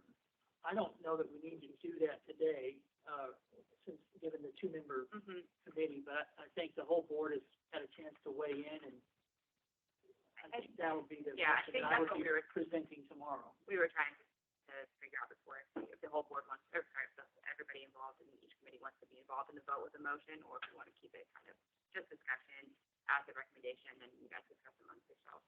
And then tomorrow, what I would propose, Mr. Chairman, is that rather than saying that the committee recommends X, I will just make a motion, and then the whole board can weigh in and deal with how it wants to settle it. Yeah, I think that's a good way to handle it. So that would conclude the enforcement committee's reports. Can I just can I clarify that your comments, and I apologize, were staying with the original recommendation? Is that correct? Of $43,000 in proposed civil penalty Right. in the context of it being determined by $500 per answer key, relating to 86 answer keys that were stipulated by them to have been sent. I think we can vote to see where the big way is. Or if there's any more discussion. Yeah, I think we open it for discussion and see if everyone's comfortable. I mean, you were about to close out this, I think, your agenda, but just want to make sure is there any other discussion on that, any other thoughts? Anybody have a different thought than that? Being the one on the committee, I would recommend supporting that. I do support that, respect that. Just to throw mine, I support that. I think that's fair. I think it's a violation, and that was how we came down from it to begin with. And I don't know. $500 per violation is not much. I mean, really, all things considered. We came down to 500. $1,000 at one point. Yeah. I don't think we have heard a reason to change our stuff. And I think it's fair for them to make the points that they have made, to try to clarify, because our discussions In did case there was. roam far and wide. And so I can understand that, and I also understand their points in terms of getting on the record that the SEC order did not imply that as a firm, that they encouraged the violation. Did the SEC find that they didn't encourage it, or they just didn't mention it? I don't believe that it's mentioned. Yeah. I don't Okay, think so there's a distinction. Yeah. True. Right. Yeah, Yes, they did not find that, that is not in the order that they responded. They didn't find that, we found you didn't do that, in other words. Correct. yeah, Okay. I think it just was not mentioned one way or the other, but Okay. they were concerned about previous conversation that happened, and there were questions about whether or not it was, and they wanted to clarify from their standpoint that they do not believe it was facilitated or encouraged, and they also don't believe that the SEC found it that way based on the order that they issued. If the firm doesn't want to come and tell the board that live and argue the point. They would prefer to remain anonymous. And I'm not trying to play lawyer here, so you'll straighten me out. But the summary of the SEC order states that over multiple years, a significant number of professionals cheated on these exams by using answer keys and sharing them. It's in the summary, and then the findings actually refer to violations of PCALB rule. But with us, they did not want any part of the cheating. Correct. So how many years did this go on?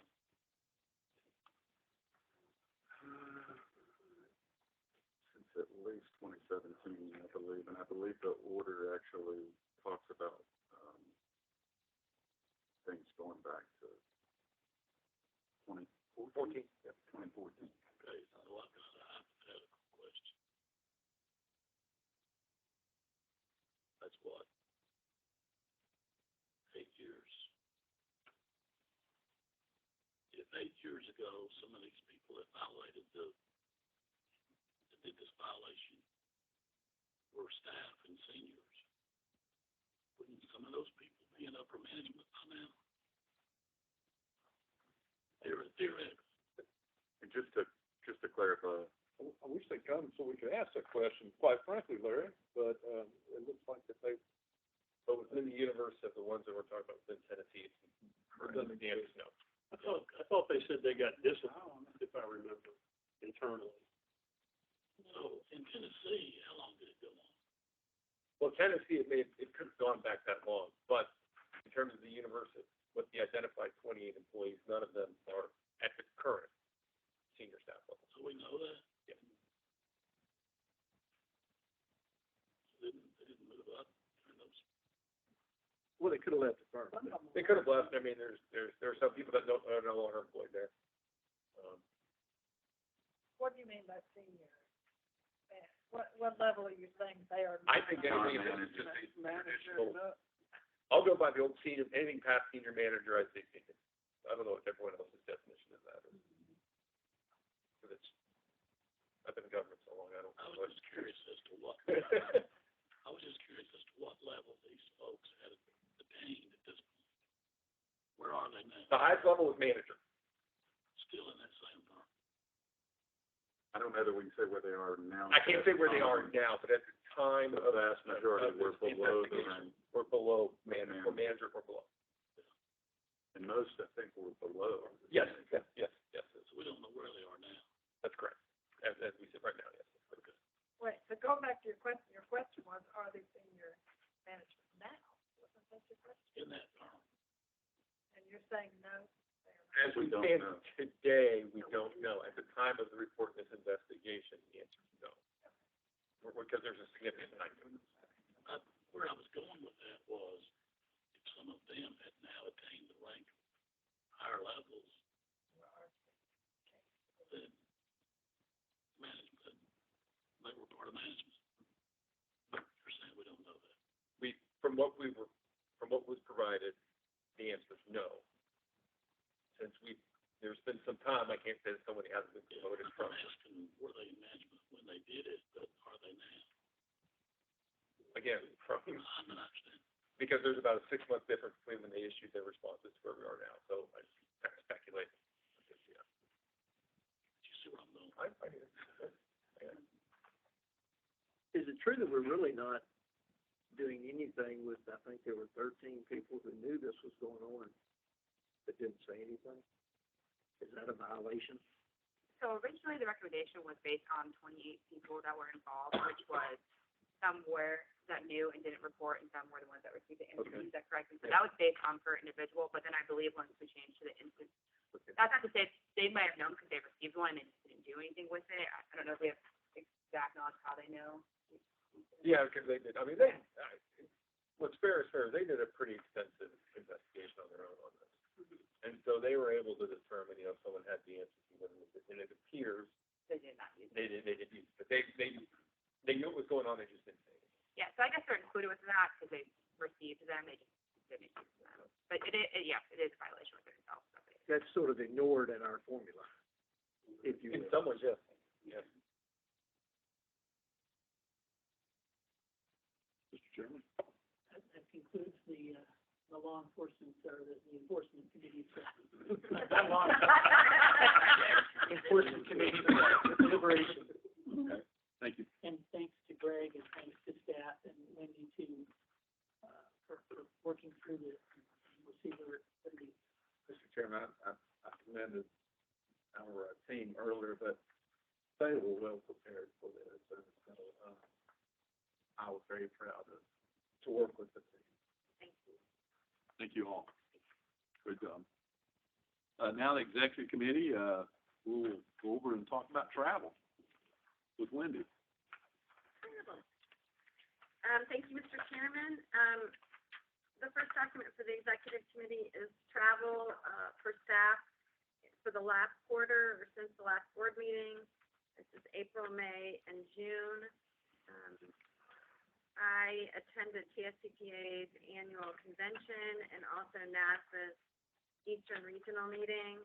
And then the travel expense that Duke had was attending our May board meetings there. So are there any questions regarding staff travel? All right, let's jump over to financials. 1 month left. 1 month We're left? past that month. All right, so the financial statements that you have are, for the fiscal year ends June 30, these are for May. So we do have 1 month to go. I will just cover in general where we are, and then we'll get to more of the specifics. But total revenue to date is $940,310. We have expenses at $874,683, leaving us on the plus side at $65,627. So as we talk about some of these details, you'll notice that at the same time last year, we were on the plus side of $162,503. So there's a considerable difference this year, and I'll talk about some of these details and kind of where we think we'll find ourselves at the end of June. Our revenues are in line with budget, with 1 month remaining, and I don't see any significant issues with regards to revenue. We typically see somewhere around $15,000 to $20,000 in revenue in June. It kind of depends. It does feel like the renewals in late June were slower than normal, but time will tell when we get that information in. The state right fee, as a reminder, the board is charged $10 for each individual license and $5 for each firm permit that's renewed or set to active during the year. So we are in line there. Salaries and employee benefits, we're favorable to budget here. We are a little ahead of last year. Of course, there have been raises implemented this year, and pretty significant raises. We did go about 3.5 months without an investigator. So that's likely why we're not, considerably over budget there. But, we'll have to revisit that as we go forward with the next budget as far as salaries go. I will say that employee benefits are running 39% to salaries versus the 40 to 43% that we've seen in prior years. So there's some good news there. Longevity compensation, we're favorable to budget in the prior year. We do have 3 individuals on staff that are eligible for longevity, and those are fairly easy to predict. If you're hired prior to June 30th, 15 with at least 3 years of service, you receive $100 per year. The part that's difficult to budget for is that when the state does pay for performance or a bonus type situations, that money falls in that line item, and that's difficult to plan for. But we are favorable to budget and favorable to the prior year in that line item, and I do believe we are done with the expense for the current year in that line item. Travel, we are favorable to budget and the prior year. However, we will likely exceed budget here after. I'm sorry, I said we were favorable to budget and the prior year. We're favorable to budget. We are not favorable to the prior year. That's a typo there. However, we'll likely exceed budget after NASBA regional meeting expense hits in June of 23. So we don't have all of the expense there. I will say that the regional meeting last year, so in 2022, was late June. So what should have fallen in FY 22 came over to 23. So we have 2 regional meetings falling on that line item. So I don't have too many concerns there. Communications and shipping, favorable to budget and the prior year. I don't have any notable differences there. Third-party professional and admin services, again, favorable to budget in the prior year. That covers mainly our NASDAQ association dues and credit card processing fees are the 2 largest items there. Supplies and furniture, favorable to budget in the prior year. Food and beverage for the meetings is also in this particular line item. Of course, that's not a noticeable line item. Rentals and insurance, unfavorable to budget in the prior year, although it's a small line item as well. We are encouraged to do a car rental rather than mileage when you travel over 50 miles. So I believe there was an additional car rental there that was not necessarily planned for. Motor vehicle operation, we no longer have a state car for our investigators, so we do not have any expense there. Awards cover recognition items. Employee training is favorable to budget, unfavorable to the prior year due to the resumption of regular travel after the pandemic. So training for the registration fee for NASBA events falls in this line item, which is why you will see it quite a bit over the prior year. And we still look favorable to budget, and I'm not sure if all the Eastern Regional registrations hit already, or if we may have an additional expense in June. Computer-related items, favorable budget. Our technology-related expenses outside of computers are falling here. They have moved computer contracts to cost-backs, so I'll readjust that in the next budget, but we are not seeing much of an expense under computer-related items. State professional services, we are favorable to budget in the prior year. We have telephone, IT support, rent allocation, state printing for our wall certificate, Secretary of State, the additional, I think I mentioned this at the last meeting, but the additional consolidation of office space has reduced our monthly rent from $13.51 to $8.46, so we are seeing a little bit of savings there. The year-end cost backs is the most noticeable difference. We are unfavorable to budget and the prior year. This includes overhead from the Division of Regulatory Boards, including costs associated with the Assistant Commissioner's Office, legal, centralized complaints, revenue processing, and the Customer Service Center. So as I've mentioned at the last meeting, the salary restructure is going to affect this line item quite a bit because it's salaries in legal, it's salaries in the Assistant Commissioner's Office. So across the board, we're gonna see some increased expense there.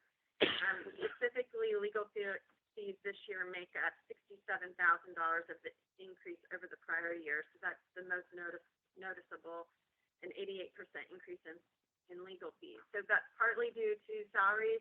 Second, once we bring on a new attorney, we do typically see, because we have a couple of attorneys working on our program, we do see an increase. But as Neil gets more comfortable and handles our program on his own, then we should see that stabilize a little bit. We saw a little bit of an increase in investigations while Sherry was out. We had the general pool investigators help us out with some things, so we did have a cost there that we will not have going forward. And then, of course, costs from the Assistant Commissioner's Office or admin have been up slightly due to the salary increases. So we are left at $65,000 on the plus side with one more month, and our expenses run anywhere from $60,000 to $80,000 a month. You know, we're gonna come out fairly close, but likely on the plus side, maybe around $5,000 to $10,000 is my estimation.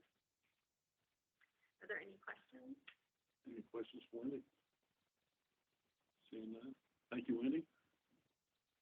And I think we're at the end of our meeting today. I do have one thing that I need to ask is that we do have one person from the public here and ask if there's any public comment. I'd like to do that. I see nobody else on the sign-in sheet? No. Okay. With that, we will report back here tomorrow. We're in the same room here, aren't we? Or is it? We are correct. We are in the same room, and the meetings will begin at 8:30. Okay.